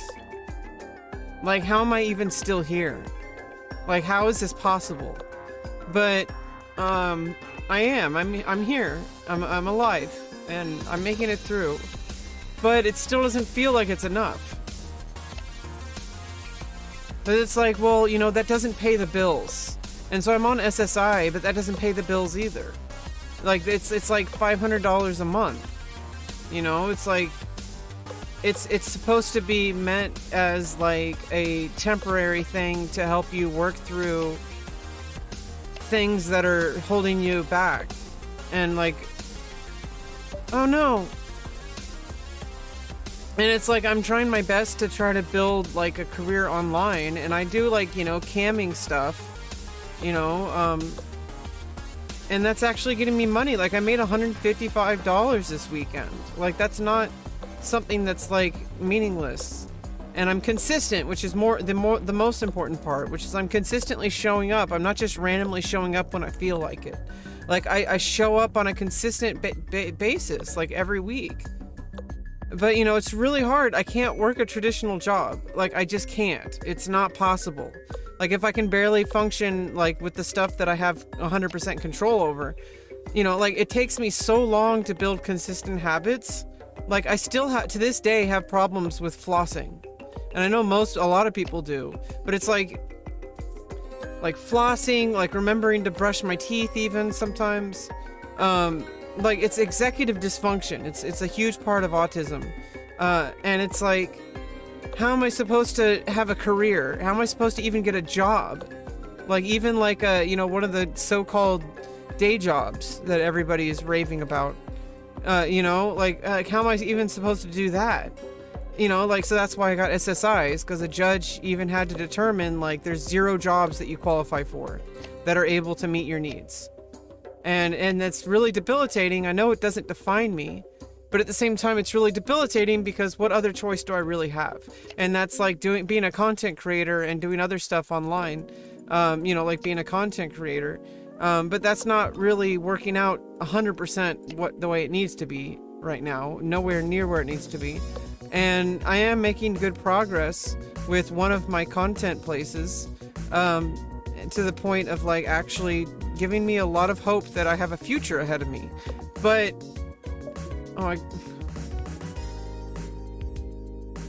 I know that I just need to stay the course. These things take like time. And the first couple of years I was like stumbling around. I was only doing like Twitch, which is like one of the worst things I could possibly be doing. Like, right now I'm just on Twitch and YouTube and stuff, streaming, just to like kind of get through like my chess puzzles, and also just randomly playing some chess right now just to get off some steam. It's more of an accountability thing. Like, I come here to like do my bike riding, or to like work on my chess puzzles, which I already did. So now I know that I've already checked that off the list on my daily goals. And so I could also just do like bullet chess, which is kind of silly but also pretty fun.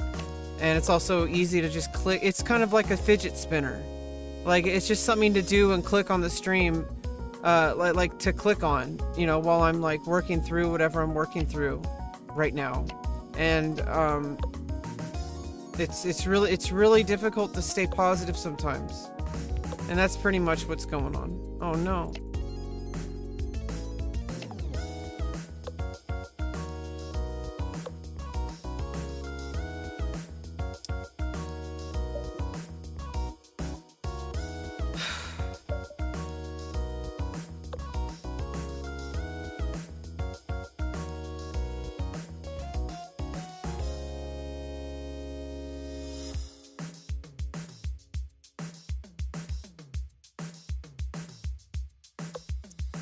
Yeah, it's definitely, that's been like the most positive thing in my life, has been transitioning.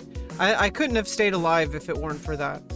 Like, it's just not even a question. So that, I mean, it just had to happen.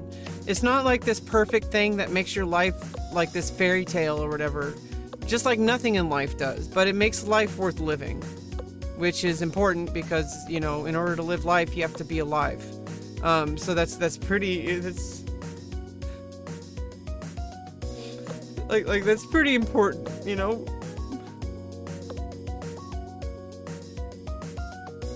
And I'm here, I'm alive. So, you know, there's that.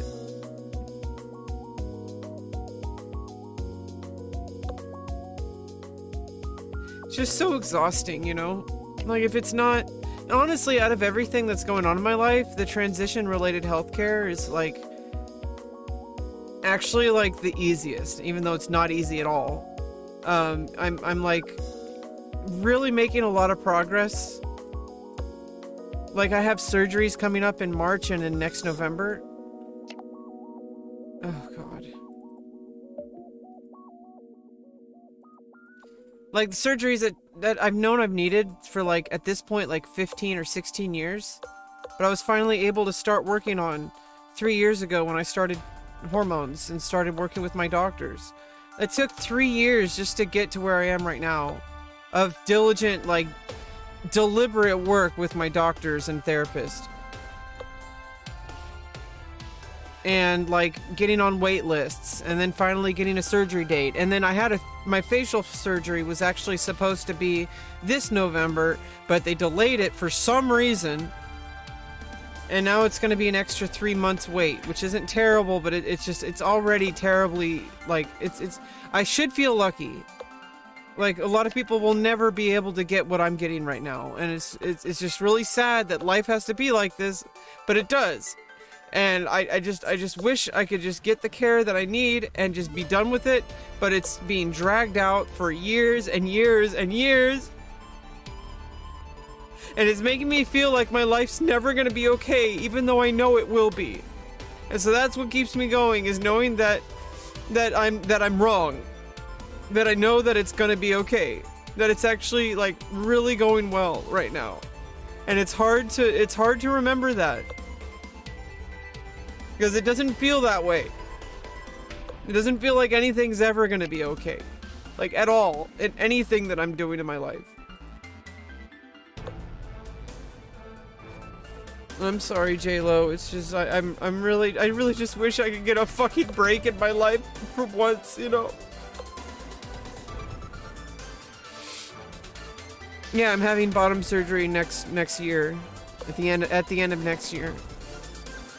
It seems like it's so far away, but it's gonna happen before I know it, you know? It's not too much of a personal question at all. I've talked about it a lot on stream. You're fine.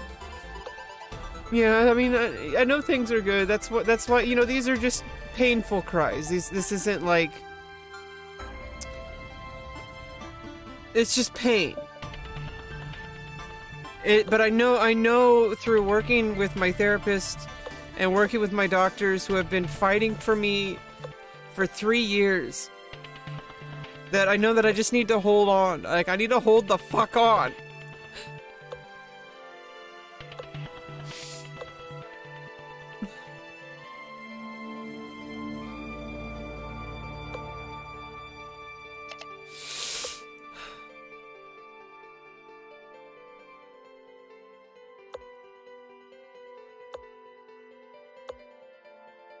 It's gonna be okay.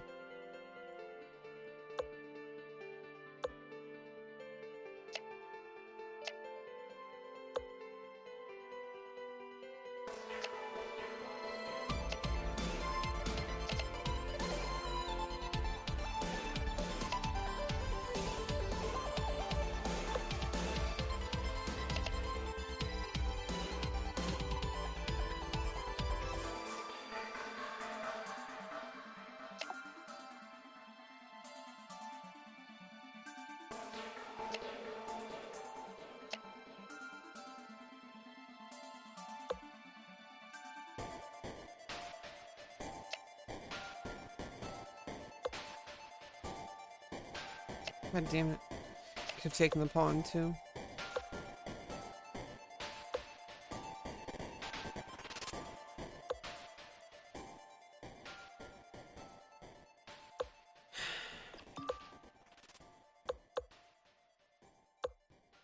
Oops.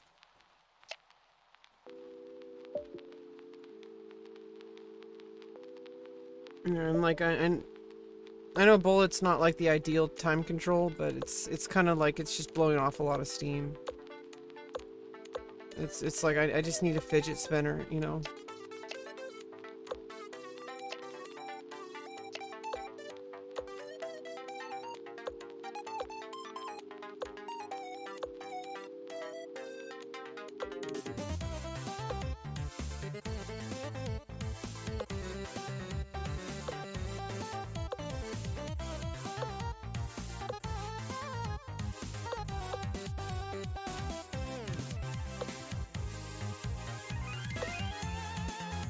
Oh no.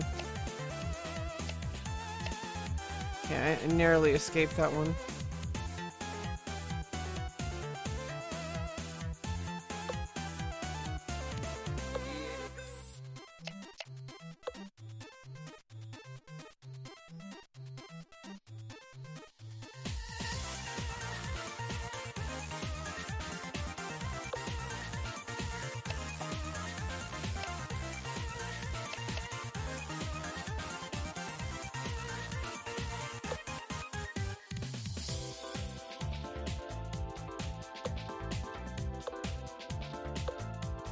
Nice.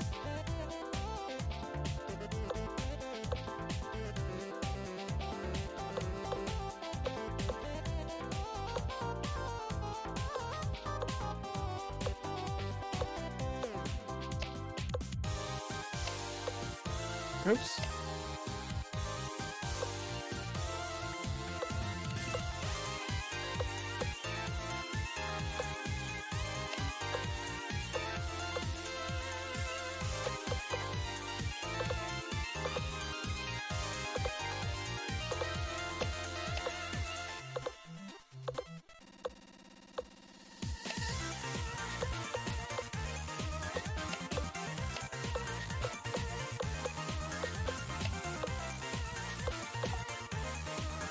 No!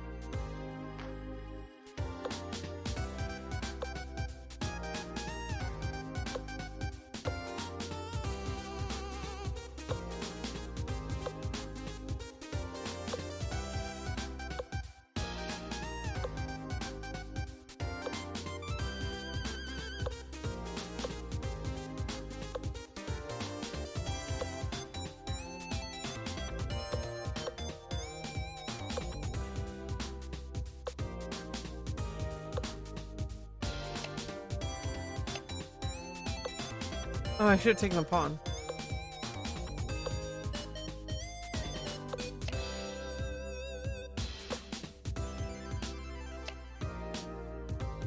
Oh.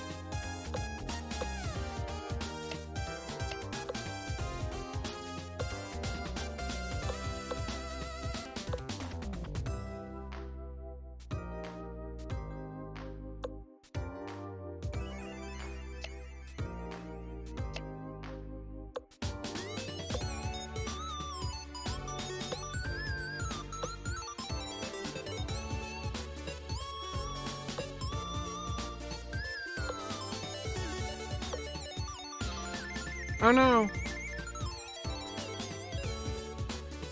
Uh-oh.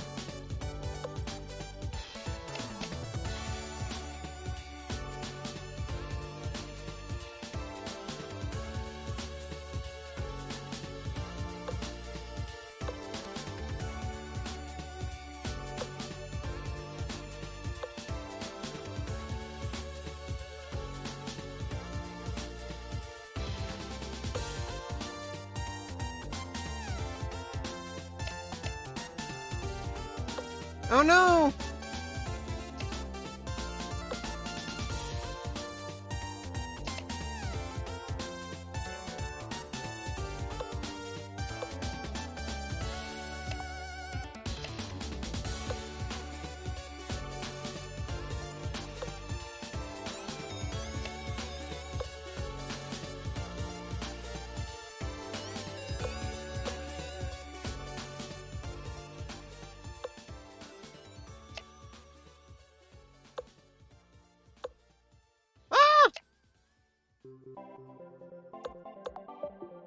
Oh no, what a checkmate.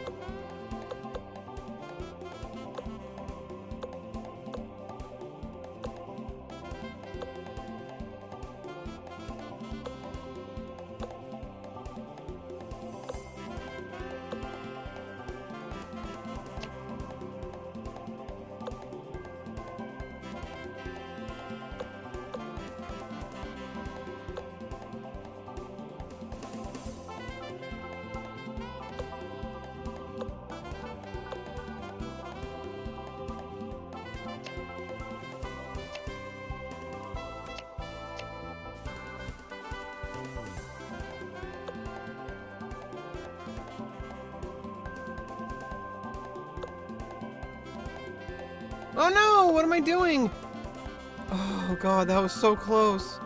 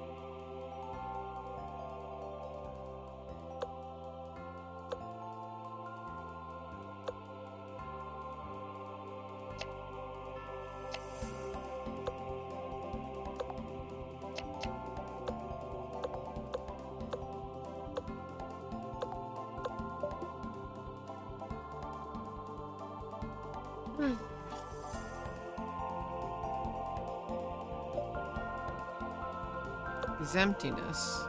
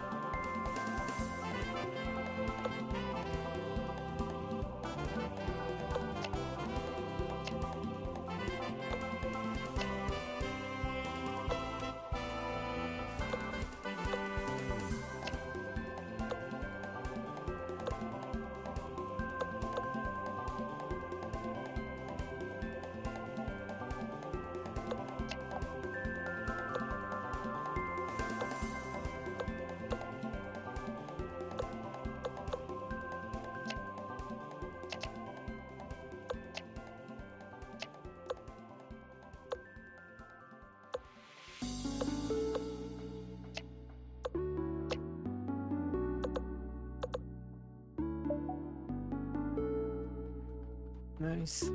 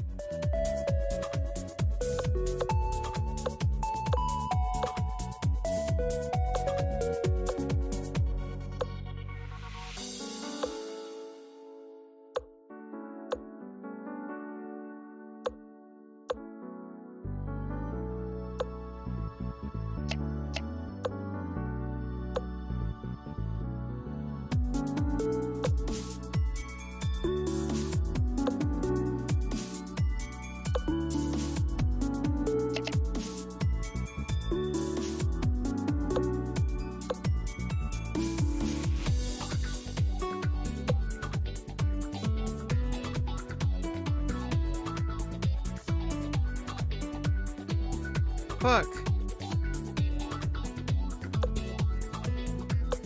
Okay, it's fine.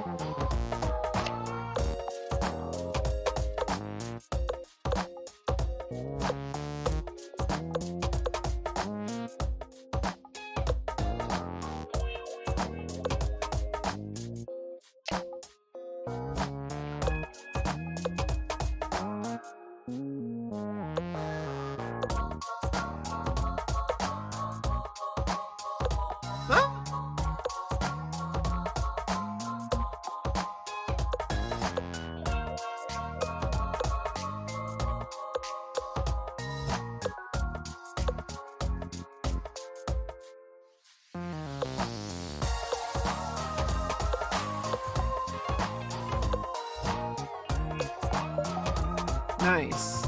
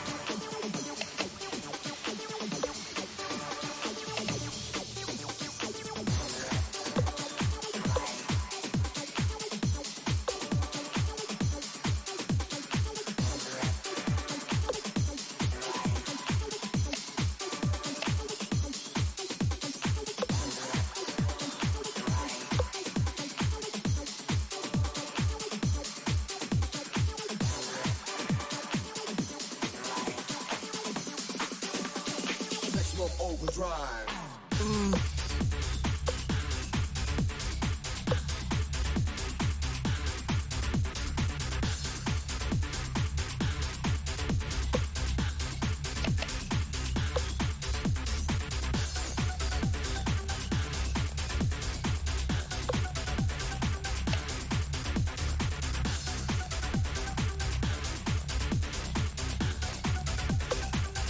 Overdrive.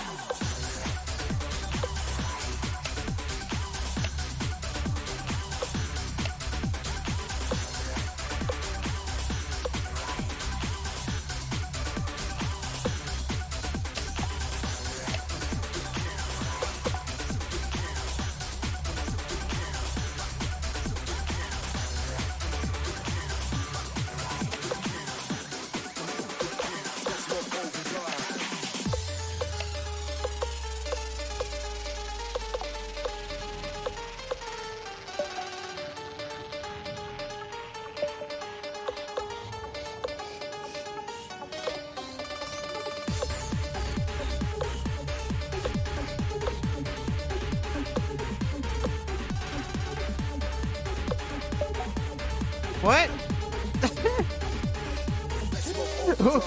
What? What?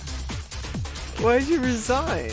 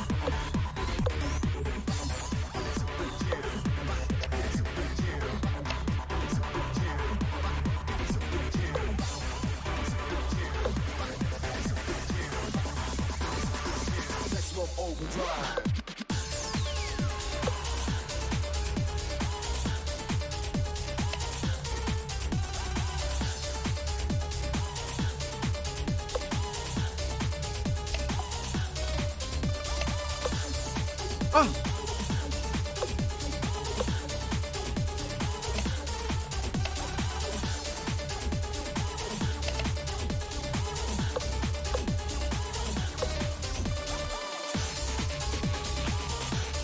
Uh-oh.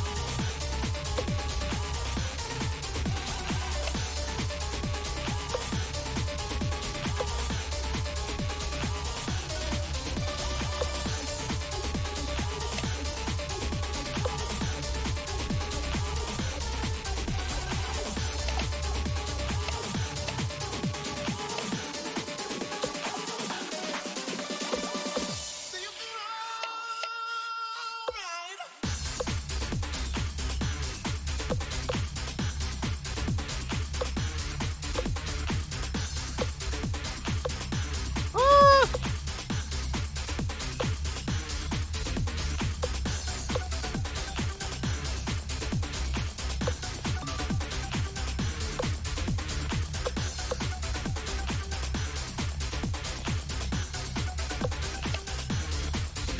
No! Oh, I actually win.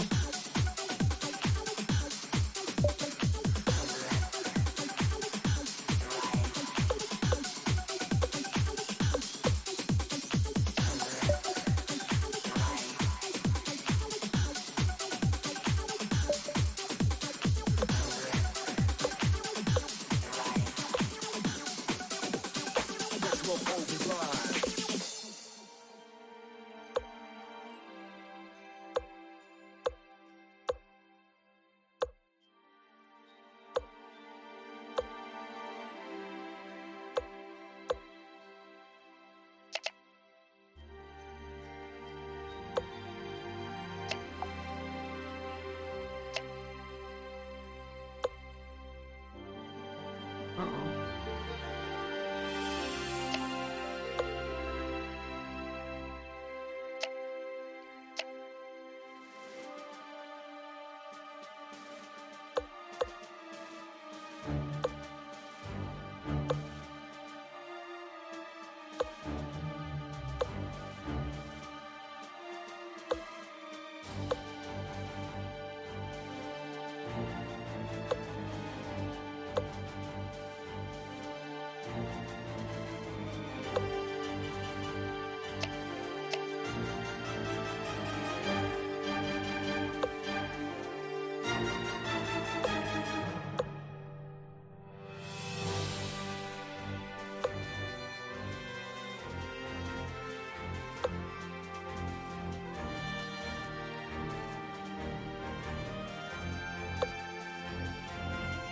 Hmm.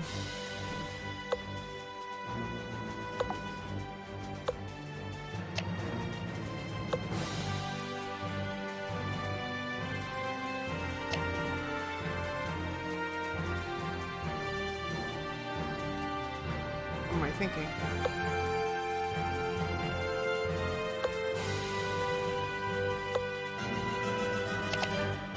Okay. Nice.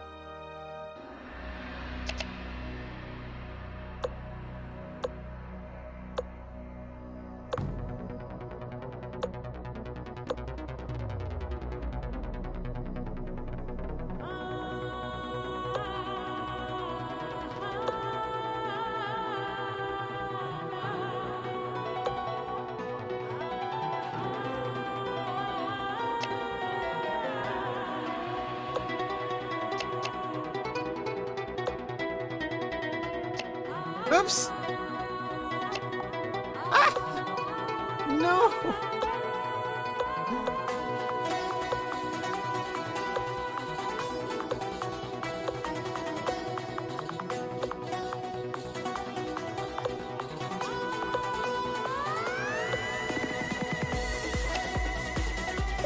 Nice.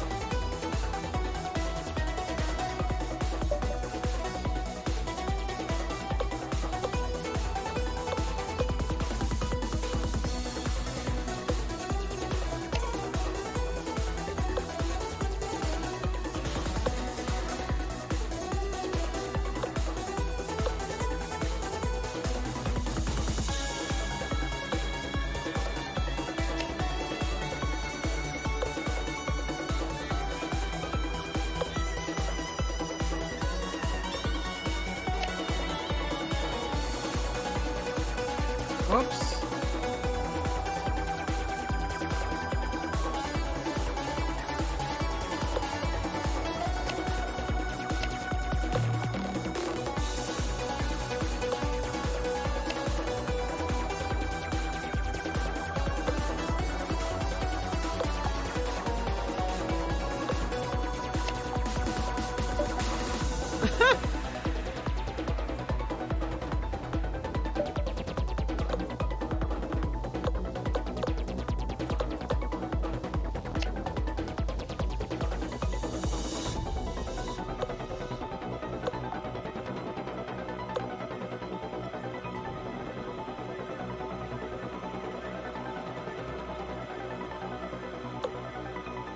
What?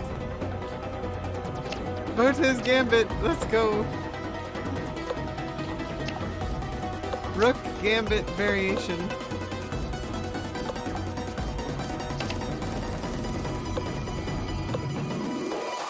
Looks like it's time to boil up.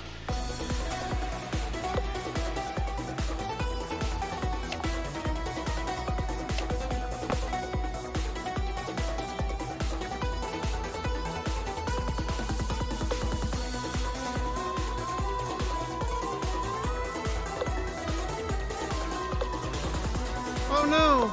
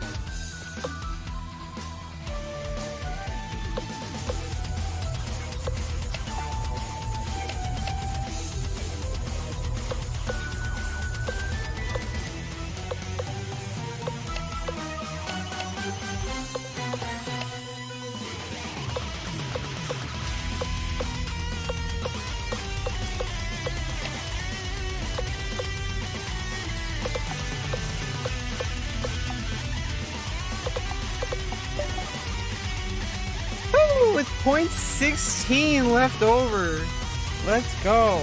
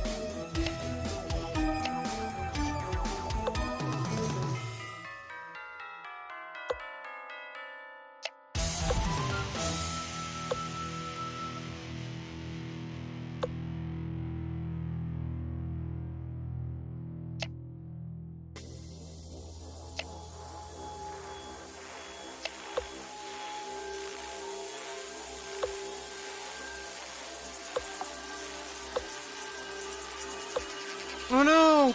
No, no, no! I screwed up bad. I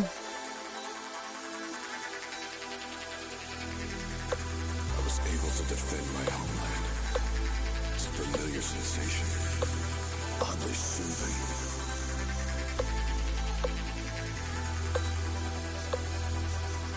Kakarot, I think I understand now Kakarot. why you've always been so Kakarot. strong. How about we skip the introduction and get right to it, okay? Fusion power!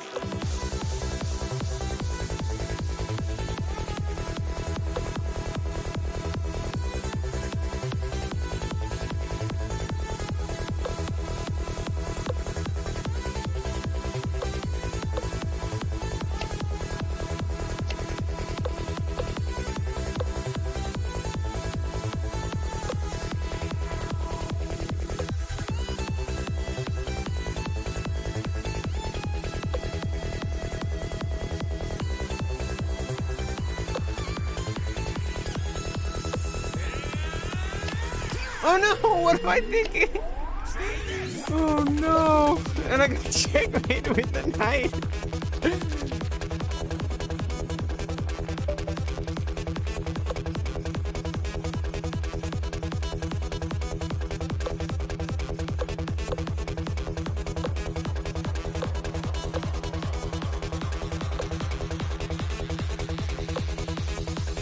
Share your energy with me!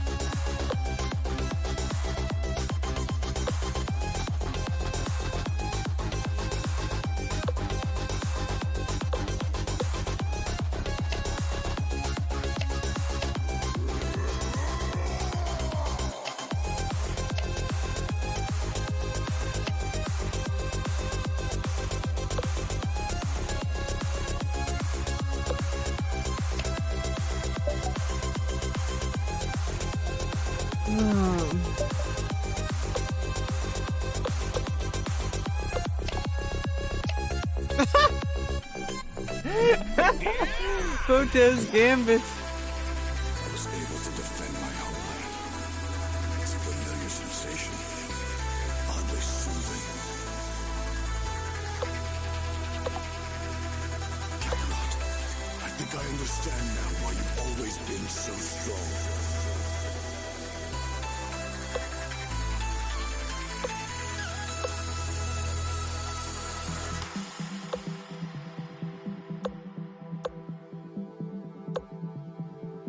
What the fog of war means is war is so complex, it's beyond the ability of the human mind to comprehend all the variables. Our judgment, our understanding are not adequate.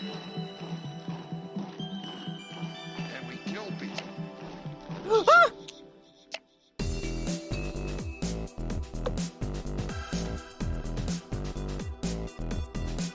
Oh.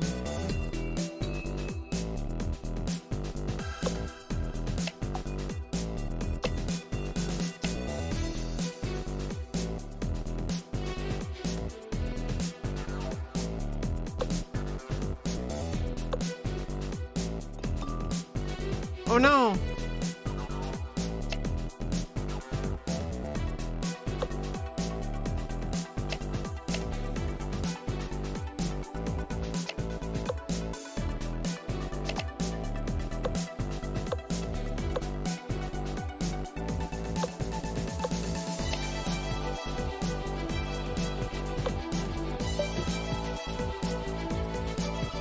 That sucks. I was up a queen at the beginning too. Sheesh. Sheesh!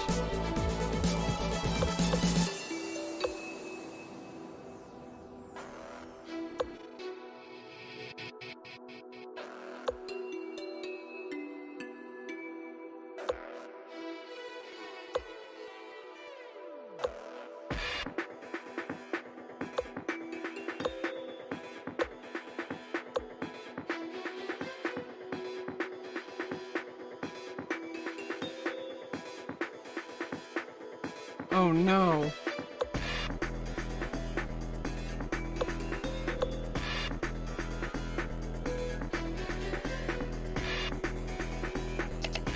Yeah, let's play next. Let's go. I'm just kind of... Yeah, let's play next. I'm kind of just blowing off some steam, playing some Bullet, not really taking it too seriously. I try to play accurately as I can though. I'm not like... For example, not like that. Not like giving away pieces.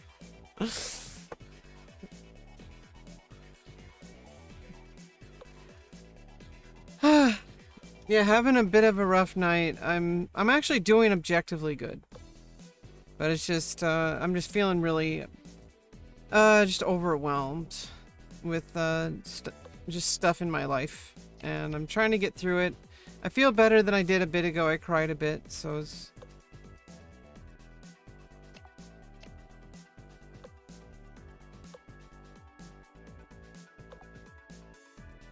Uh-oh.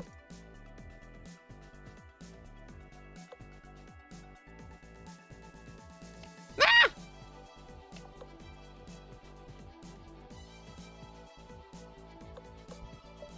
Yeah, let's play.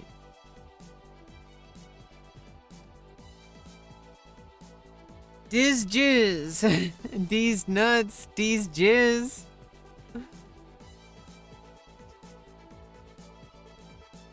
That's just Rebecca Lauren on Lee Chess. Chess would just make you more mad? I don't know. It's like sometimes... I think it's just my... It's not necessarily... Sometimes I get really like worked up because of chess, but it's not actually because of the chess. It's just because I was already getting worked up. And so usually, you know, I've learned in therapy to like deal with like my emotional regulation. And like try to like, you know, I should be able to play chess when I'm having a breakdown. That's like a test, right? Like if I can get myself back to a baseline, boom ba-doom boom ba-da-boom boom ba-da-boom ba-doom boom, you know, if I can get myself back to a baseline, then maybe I can make stupid jokes and make myself smile again. It's just Rebecca Lauren on Lichess. You go to lichess.org. If you okay, I can Kayana sucks. I don't know who Kayana is, but what time control do you want to play?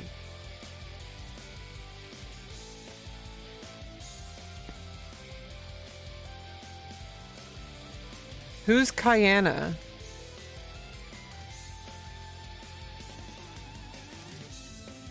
A singer? I'm sorry, I'm not gonna allow you to play with a name that belittles another person. I'm sorry. You should make a new account. I'm gonna tell you right now, you should not use a username that makes fun of somebody. You're gonna get banned.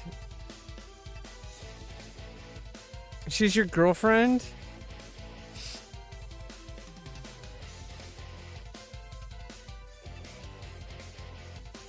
I mean, I can't play you if you're gonna have a name like that. You make a new account.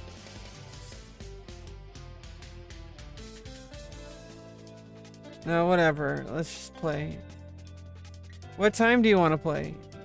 Like 2 hours? No. 3 + 2?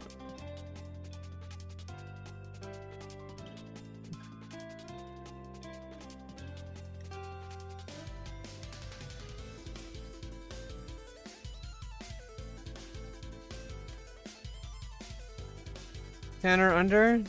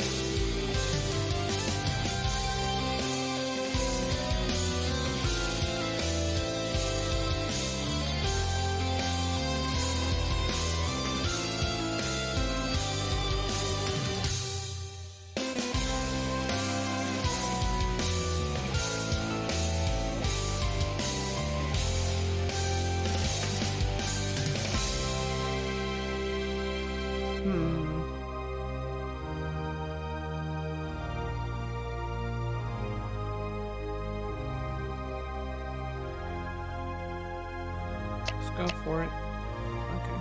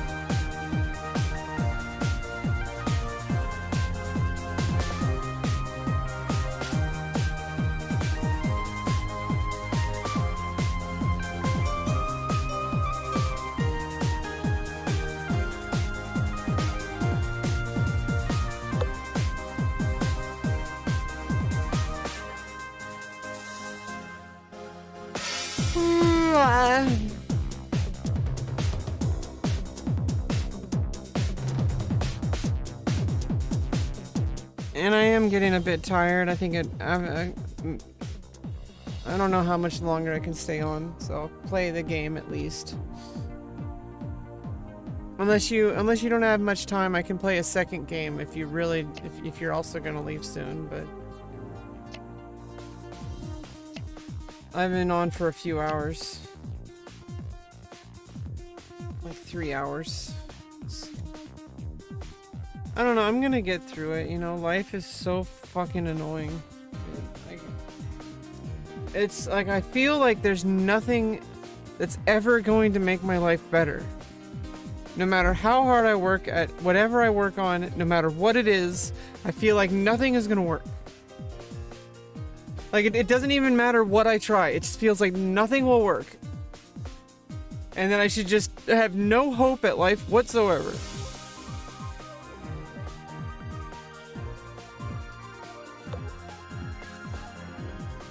But I don't have a choice. Like, I want to live, you know?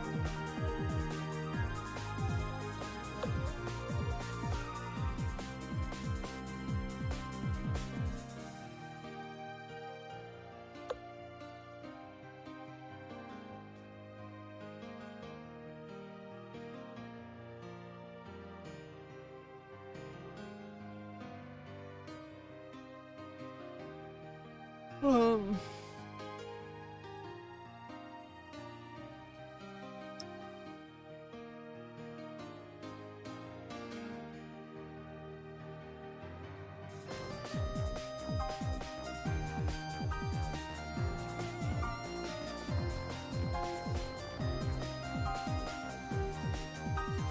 And I don't know, I'm sorry that you had to join the stream when I'm like kind of like... I'm not like full on panic attack or like full on depression, but like it's just, it's not... I'm not like feeling like super silly or whatever. And I apologize for that.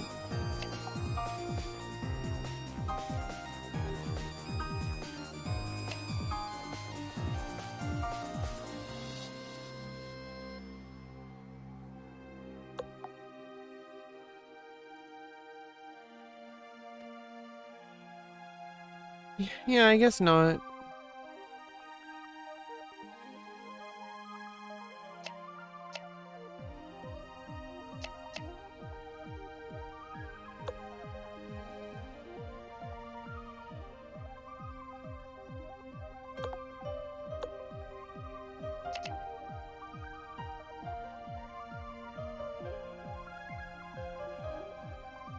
I think it's like a dead even endgame. Yeah.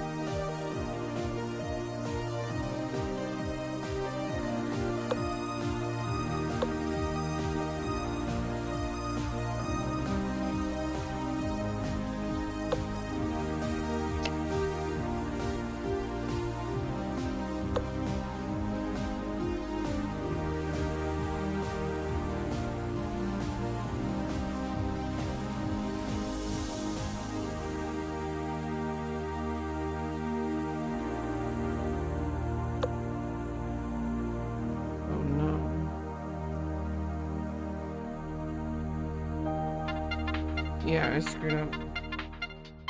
No. Oh.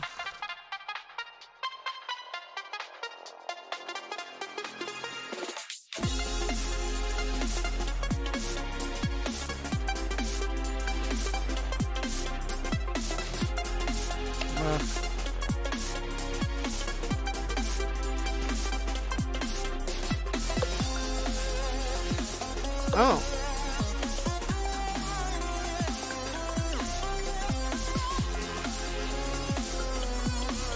That changes everything.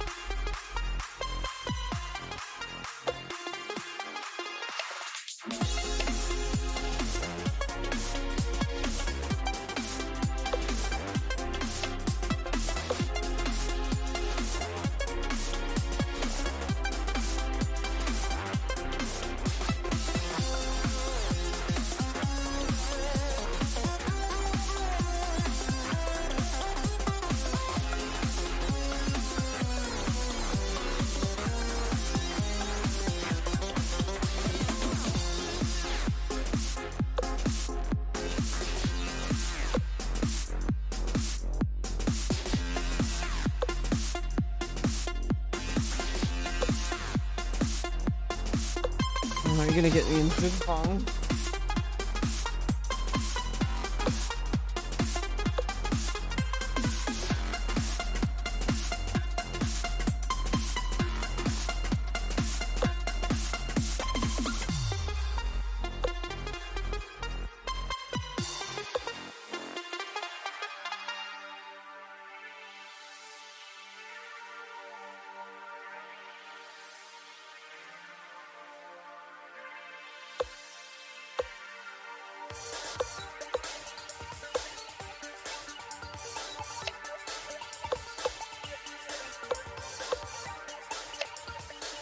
Oh no.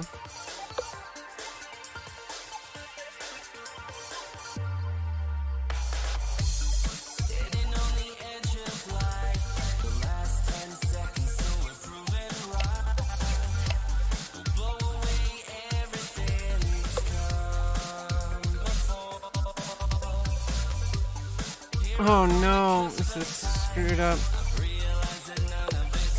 Oh.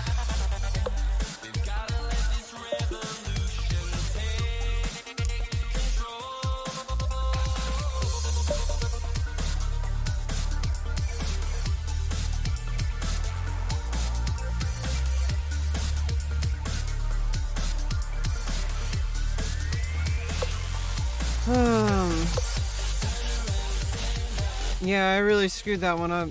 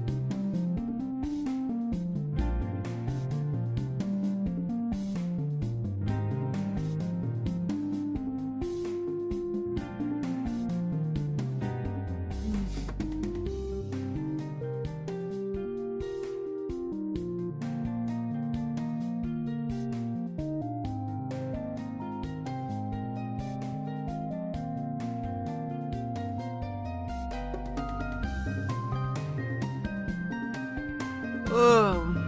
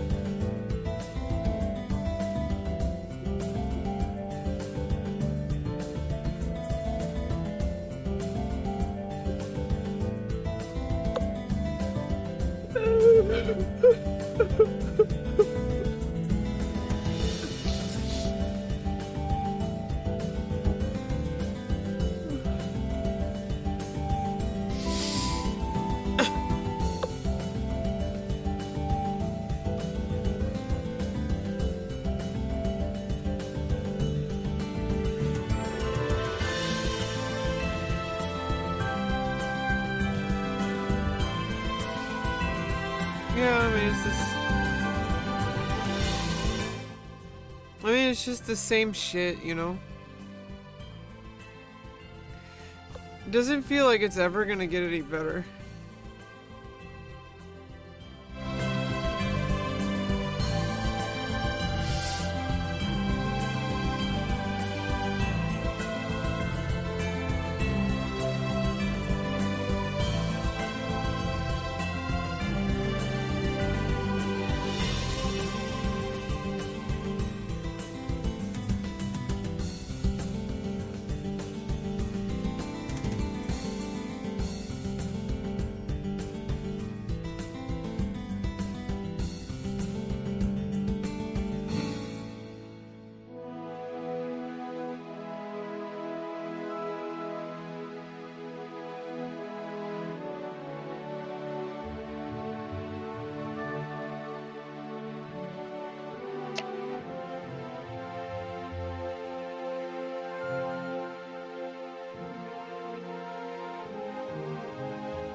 True.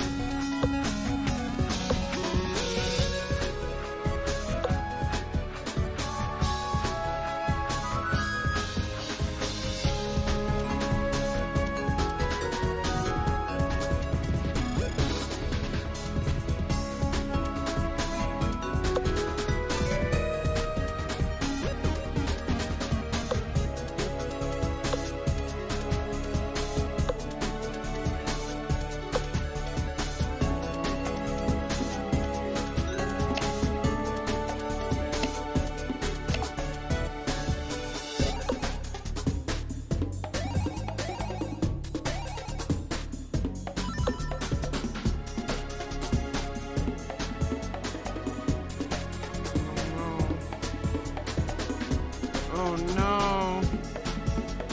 Got me in Zugzwang.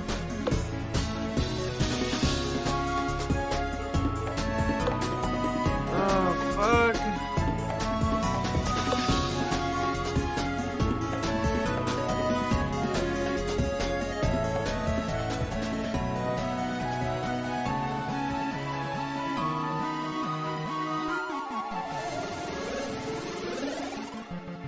Yeah, you got me in Zugzwang.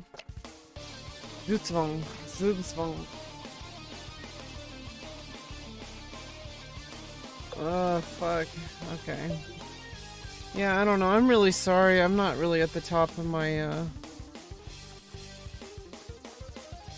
Seems to be what happens, like, every single time. It's like, it's just, I have, like, all this foundational stuff built, and it's just like chess. And it carries over to the rest of my life. I have a whole bunch of foundational stuff I've built over a lifetime, but there's a few screws in my head that just aren't.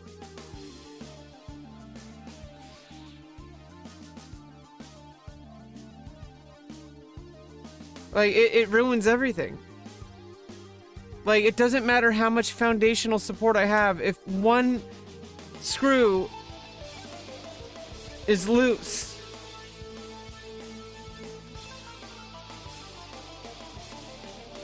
man, I'm working on it. I just hope it's not like this forever, you know?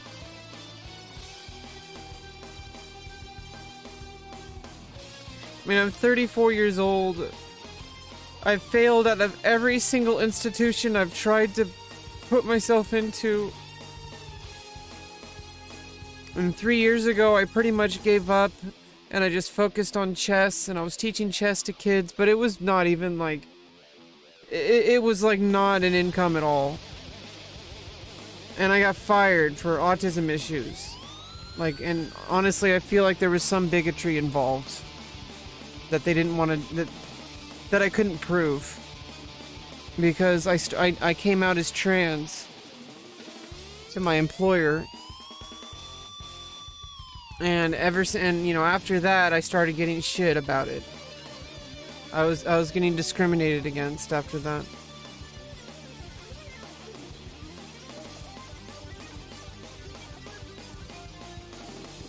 I know, I mean, like, I tried really hard in, like, elementary school, and then middle school, like, I started slipping in grades, and I got bullied nonstop throughout the whole time. Like, autism has affected me since I was, like, 3 years old.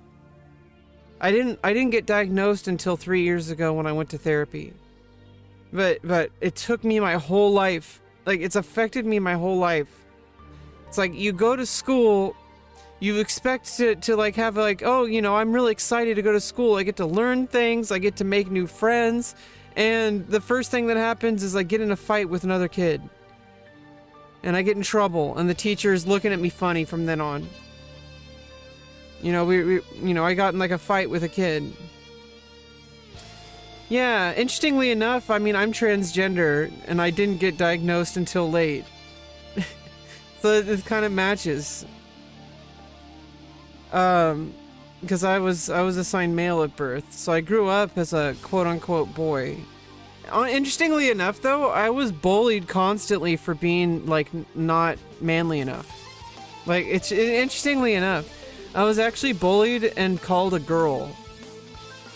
And, like, because, like, there wasn't as much discussion about, like, obviously in the 90s, there was not discussion at all, really, about transgender people. And so obviously I deduced that I was being made fun of. Like, obviously, at the time. Like, so I was, because of that, I wasn't okay with it. And I like fought it. I was like, I fought really hard against the bullies. It would have been so much easier if I just like stopped giving a fuck. But, you know, I don't know. I was actually reading a study, or like an article about a study, because the study is like from a journal that requires like a $100 a year subscription or whatever. I was reading an article about a study on autistic people. It was actually autism in mice, and apparently there's a huge difference between like male or female sex, which technically I would have been male sex at the time, because my hormones went a certain way. Although, interestingly enough, I think my hormones were a bit out of whack to begin with. I was very androgynous.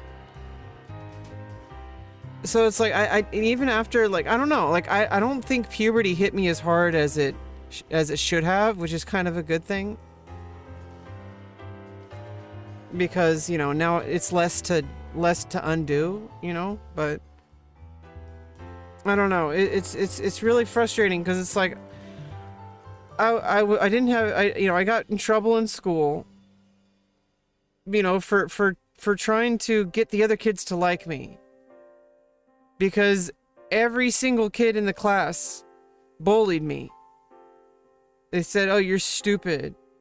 oh, you know, you look funny, you know, or, you know, they would call me a girl, which is ironic, that I got mad about it.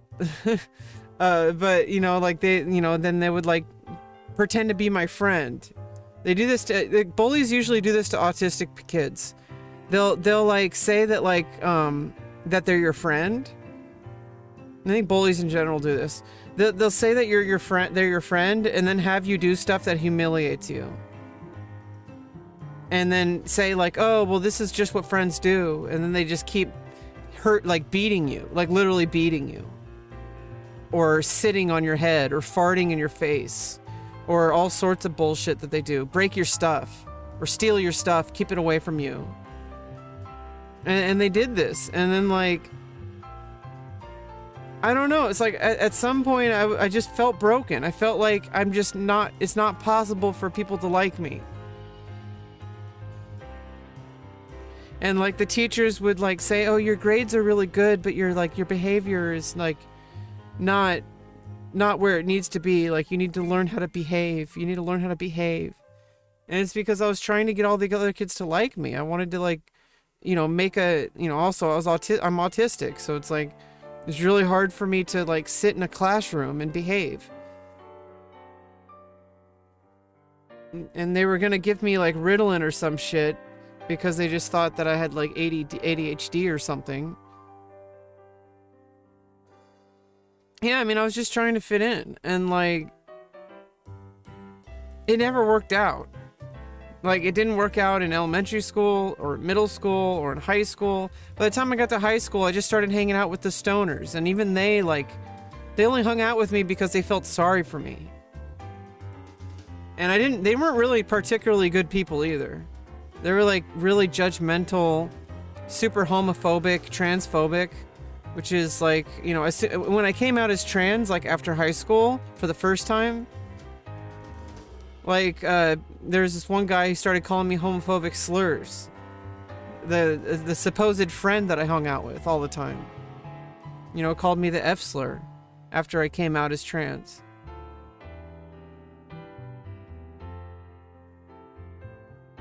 And I had to drop out of high school because it's like you know, band was like the only reason I came to school because I loved playing my instrument. I played trombone at the time and French horn. I played pretty much every instrument.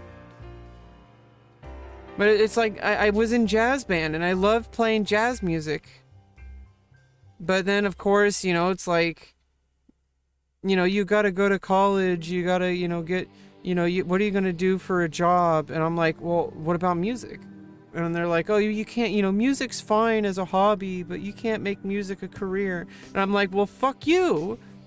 Because music has been the single most important thing to me since I was like 6 years old, in choir and in band. I didn't know I was trans for sure until I was like 18. No, I went back to college a number of years ago and I did play trombone, but then I switched over to clarinet and saxophone and like woodwinds in general, like flute. I wanted to do my daily chess puzzles. I didn't want to deviate from my usual plan, but I do want to start doing streams again where I just practice my flute or something. Yeah, I mean, piano, I've taken a few, I mean, Rogue Slushy. Yeah, I mean, a lot of people were bullied at K through 12. I mean, it's something that, like, I think a lot of us can relate to, especially on the internet. Piano and chess streams, yes. The guy, he did a bunch of, he got really fit, like, he made a bunch of YouTube videos. What was his name? The piano guy or something like that? No, it was, I've seen him.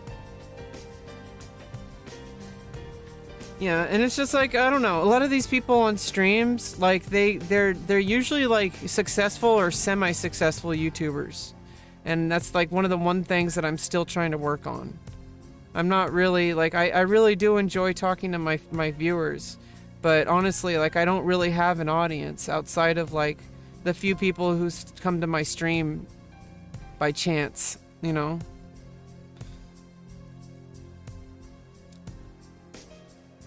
Yeah, I mean, bullying, I think at a certain point, the teachers and parents started really cracking down on bullying, although it's not like that everywhere around the world.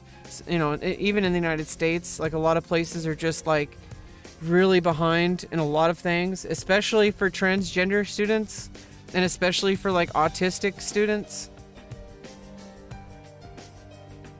And it's just like there's places where like I don't know why people made being like transgender medicine political, because it's destroying people's lives.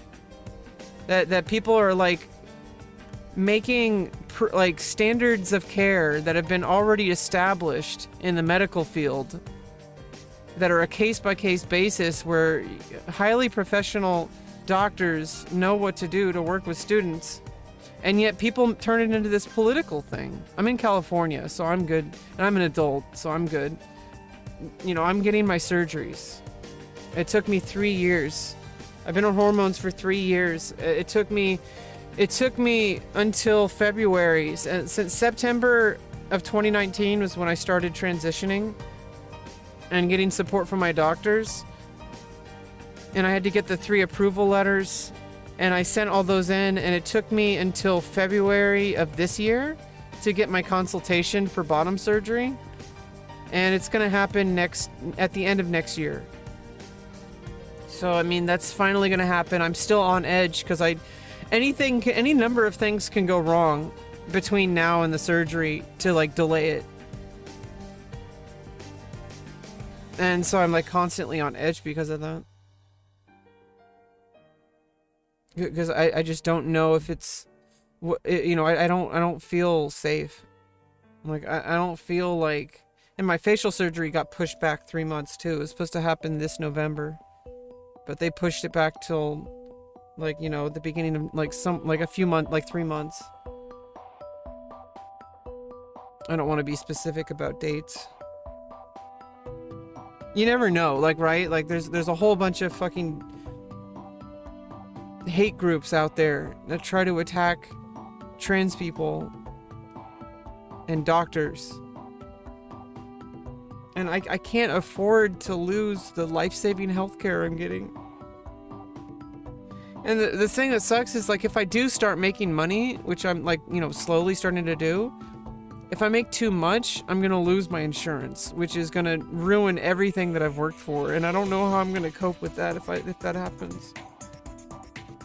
Although my therapist continually reminds me that if I start making enough money that they cancel my insurance, it doesn't happen right away, first of all. And second of all, I would be able to afford a regular insurance. Yeah, I live in a trailer. It's my dad. Well, it's supposed to be my trailer, but my aunt put it in my dad's name because she didn't want me to lose insurance. This is before I came out as trans, and I'm pretty sure she's like transphobic, but that's a different story.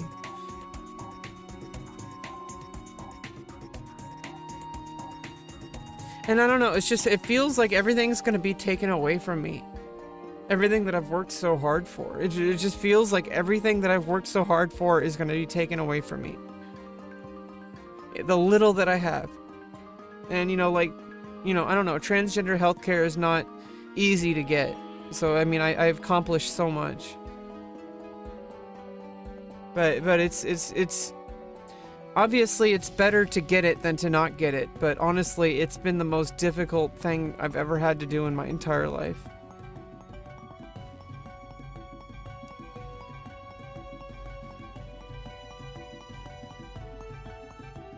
Yeah, I mean, not all older people.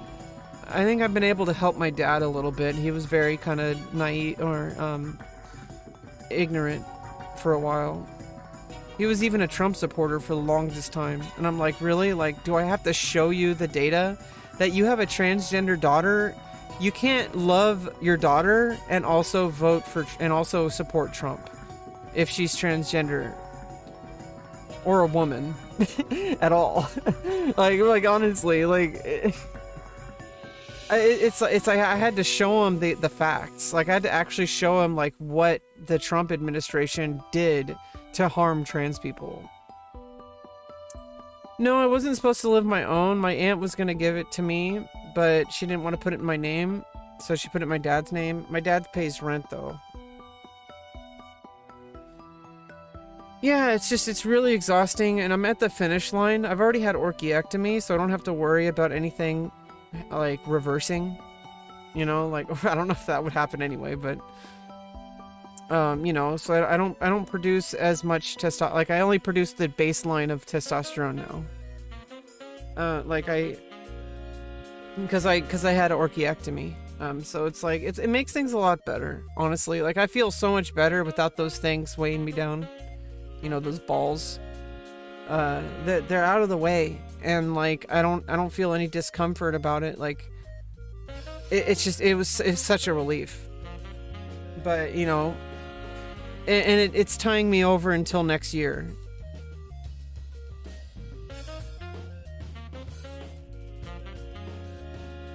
But then there's all this stuff I'm working on to try to get my life together, because, you know, obviously getting surgery, that's like #1 priority. But what about the rest of my life? And like, you know, I'm autistic. It took me 2 years of fighting to get on SSI. And I finally got on SSI this March. But it's only like $500 a month. And so I'm building like long term, kind of like not really giving up hope on streaming, but like streaming is pretty much like a non-starter. But I have other stuff that's bringing me in some income that's actually like really promising, and it's working out pretty well, and I just have to be consistent with it and continue to improve. And it's like I already have like so much proof that it works out, but and there's still like the you know, obviously these things take time.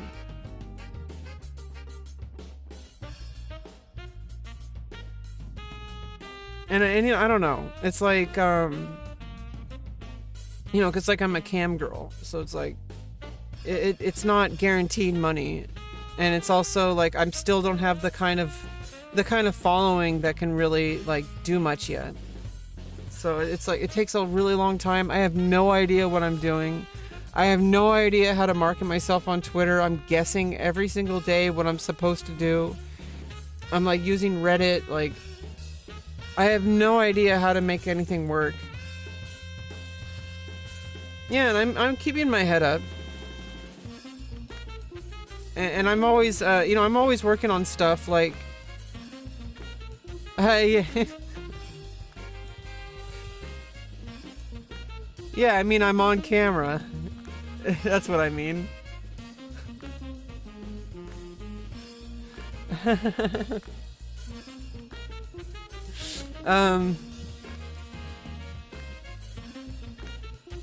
I'm sorry, I'm tired.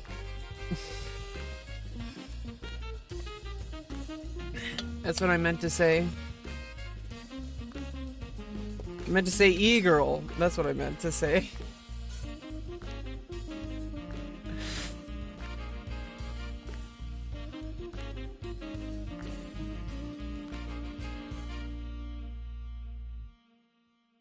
And I don't know, I'm really exhausted. I'm working out every week.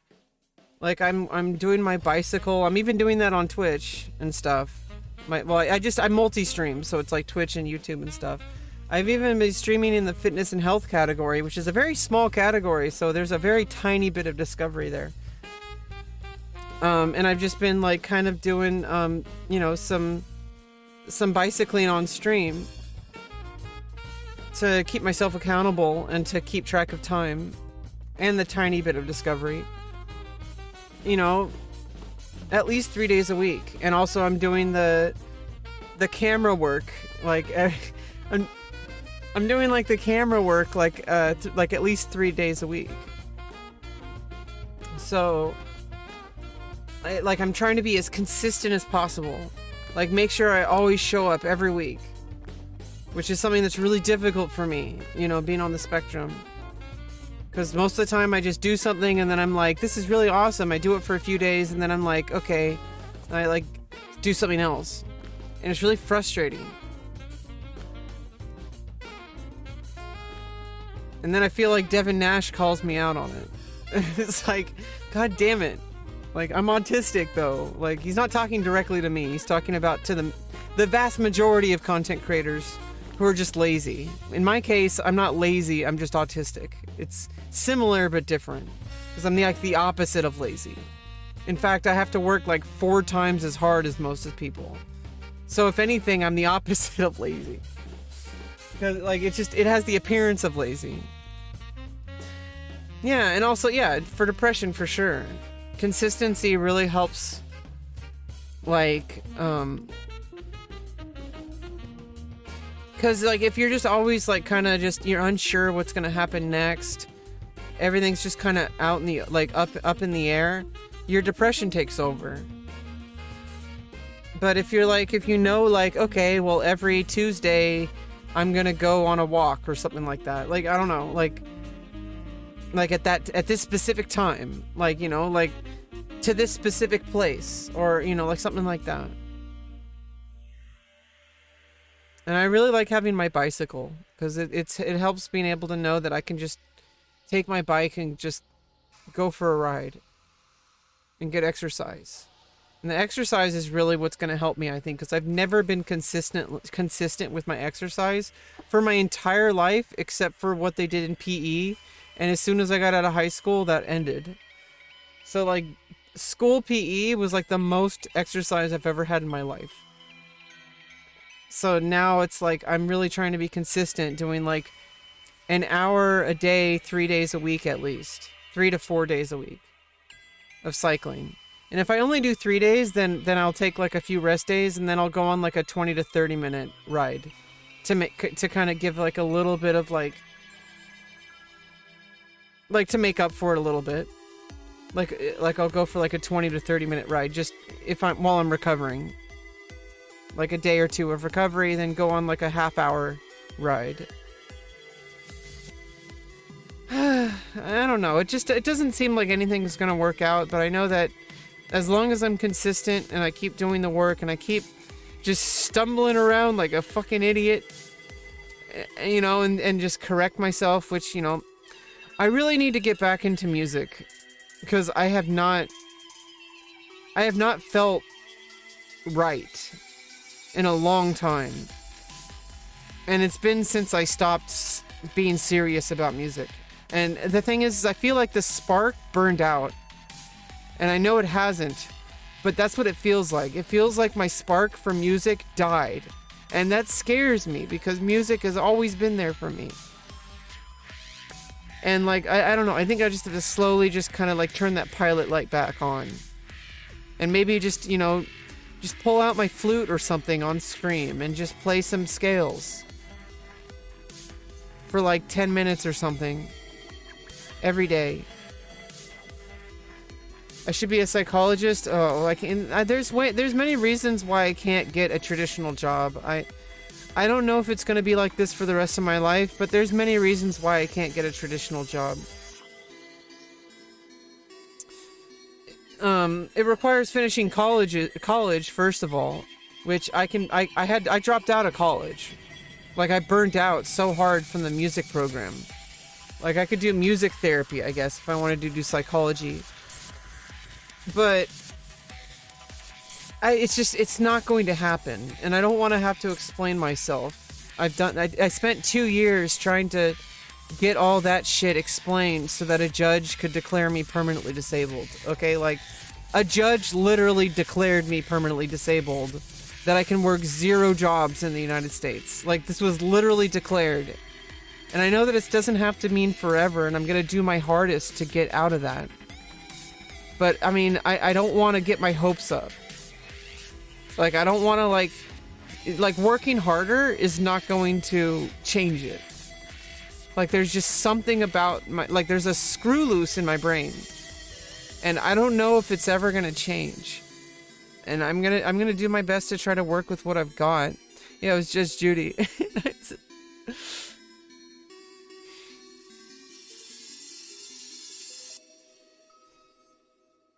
I know that it's obviously like, you know, it's very like technical about like, you know, it's just, you know, they have like standards that they, you know, it doesn't decide my life, but it's it's pretty clear I can't work a regular job.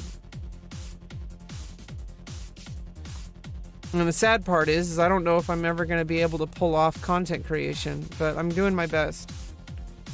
It requires more work to do YouTube and stuff.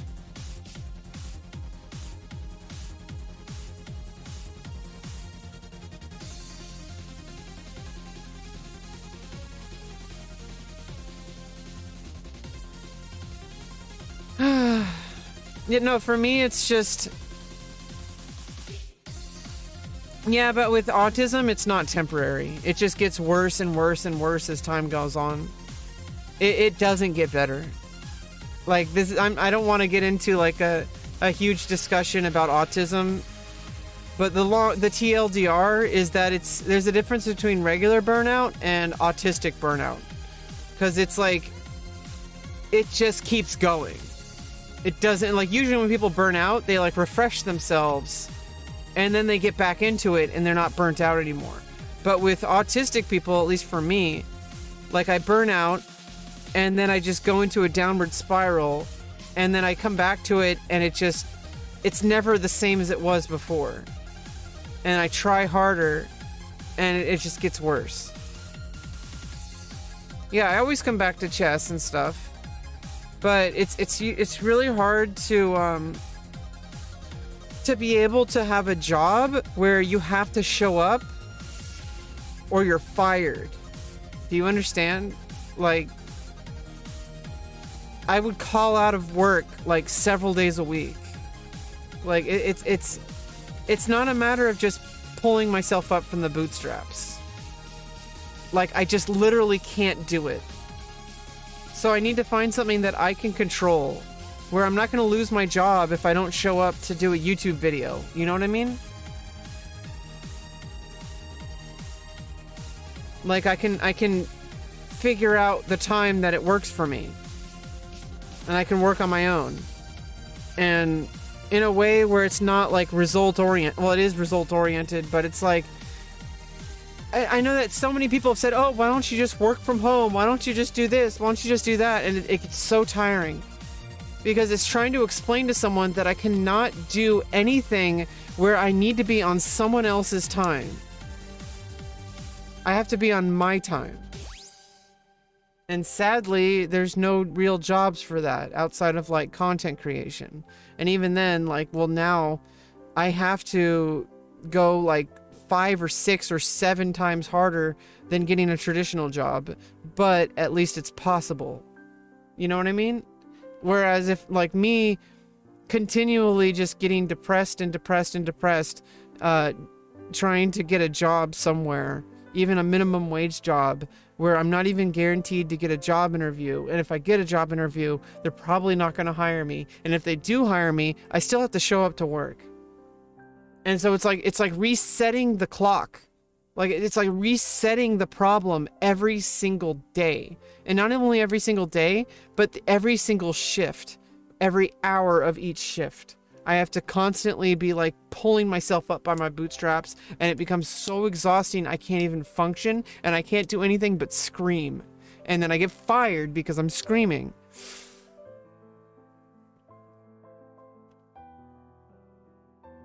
Because, I mean, I don't know if you're aware of this, but people generally don't like being around somebody who's screaming.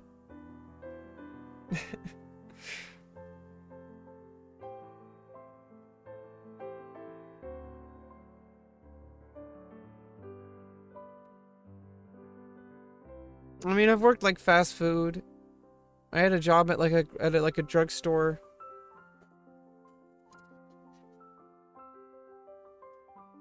I taught chess to kids, but that was like a minimum wage. It wasn't even minimum wage. It was like a non-profit, like part-time. They only paid me 6 times a year. Or no, they only paid me 4 times a year. And then maybe I could get some money during the summer. It wasn't a job at all. But it was better than nothing, and it gave me a lot of hope for my life, and I put my entire being into it. But then I got fired because some dude had a problem with me, most likely transphobic, He had a problem. He kept bringing up the fact that I wore a wig to my boss, and I already talked to my boss about being trans, and I was wearing a wig, and he's like, "Oh, what's this? We hear about you wearing a wig. I thought you were just gonna wear makeup." And I'm like, "It's none of your business what I wear. Like, I'm not wearing anything inappropriate. Like, not wearing anything else I haven't seen other people I worked with wear. I'm just wearing a wig because I had shaved my head before I started transitioning." It just gets to the point where you just can't live anymore, and then you either have to, and you can't work anymore because of it.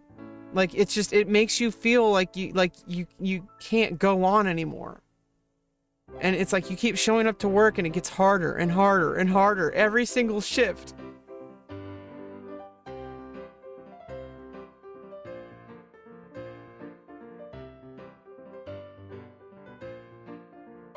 And the only thing I've been able to consistently show back up to is my computer, because I've been on the internet for 22 years. Okay, I would go on forums, I would go on IRC, chat rooms, I would go on to, like, and that now I'm doing, like, content creation, and Discords and all that kind of stuff. Like, that's the only thing I've been able to consistently do my entire life, is show up on the internet. And I don't know if that's ever going to work out for me. But it's the best shot I have. And like, content creation, like the past 3 years, whether it's streaming or anywhere else, or like, I started a blog too, which I got like a bag for like all my writing stuff, but I'm trying to, I need to get back into a daily writing habit again, and it keeps happening. I keep having to reset the clock, right? Like, I keep getting into like a good habit, and I feel really good about it, and then suddenly the habit drops off, and I have to start over, and I do it again, and then I start over, and it's like I have to keep starting over, and it's so frustrating because I don't want to give up, but it makes you like, it's just like, I'll go like really strong for like several weeks, and then suddenly like I just drop out of it.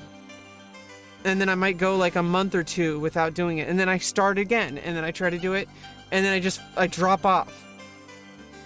And it's like every single day I'm constantly worried that I'm forgetting to do something. And it's like always on. Like, my brain is always on. And it's really exhausting. I just want things to be okay, so that I can take a deep breath and actually do the things that matter to me, and not have to worry about failing.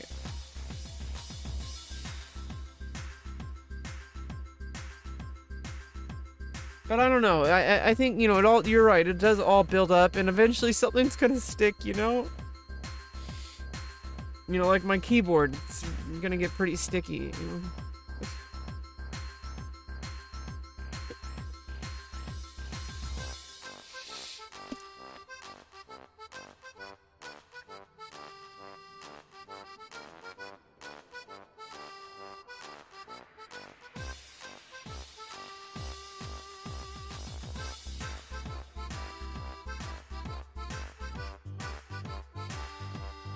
The trailer. And it's not a life. It's just a temporary situation until I can get...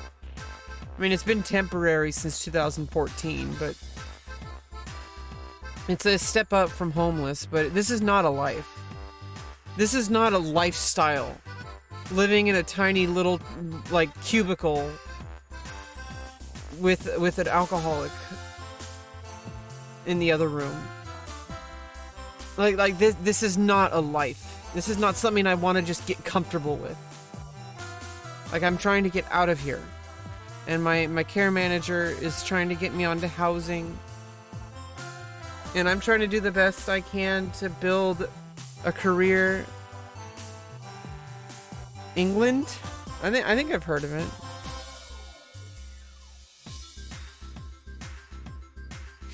Oh.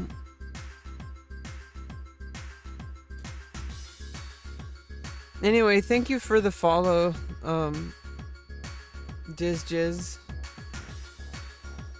It's a new lifestyle. No.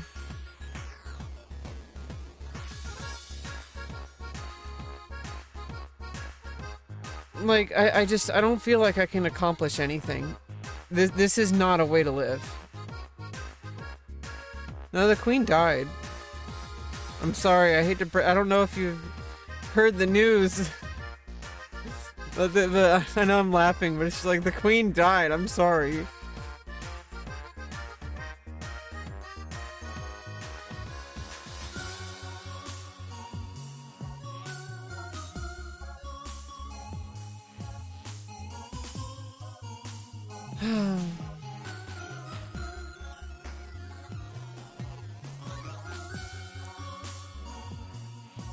They haven't told England yet? Oh no.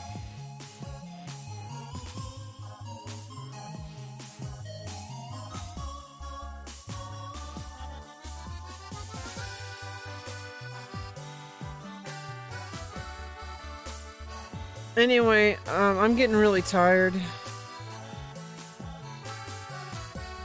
My dad, although he's been dry for a few weeks.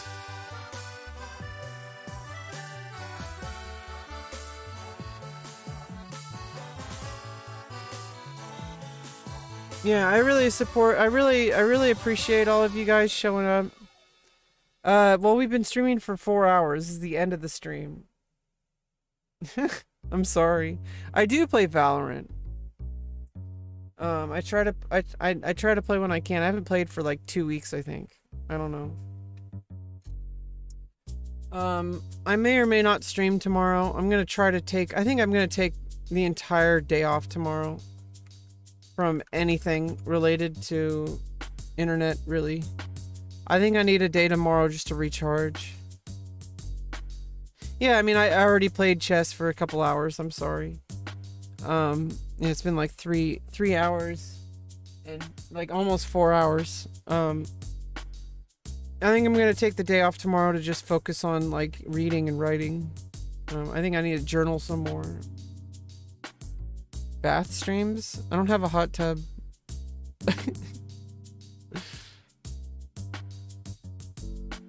Yeah. Anyway, make sure to follow me on Twitter. So, you know, stay up to date with me off stream. And make sure to give me a follow on Twitch. Subscribe on YouTube. Follow my other subscribe to my main YouTube channel, which I'm building, because the one I'm using right now is my streaming channel, and I kind of abandoned it for regular content. It's just the one I'm streaming on right now is my streaming channel. It's just attached to my name. I have a channel called Cabbage Brain Takes that I'm trying to build, doing like stupid little shorts and stuff. Horny English people. I mean, that's valid.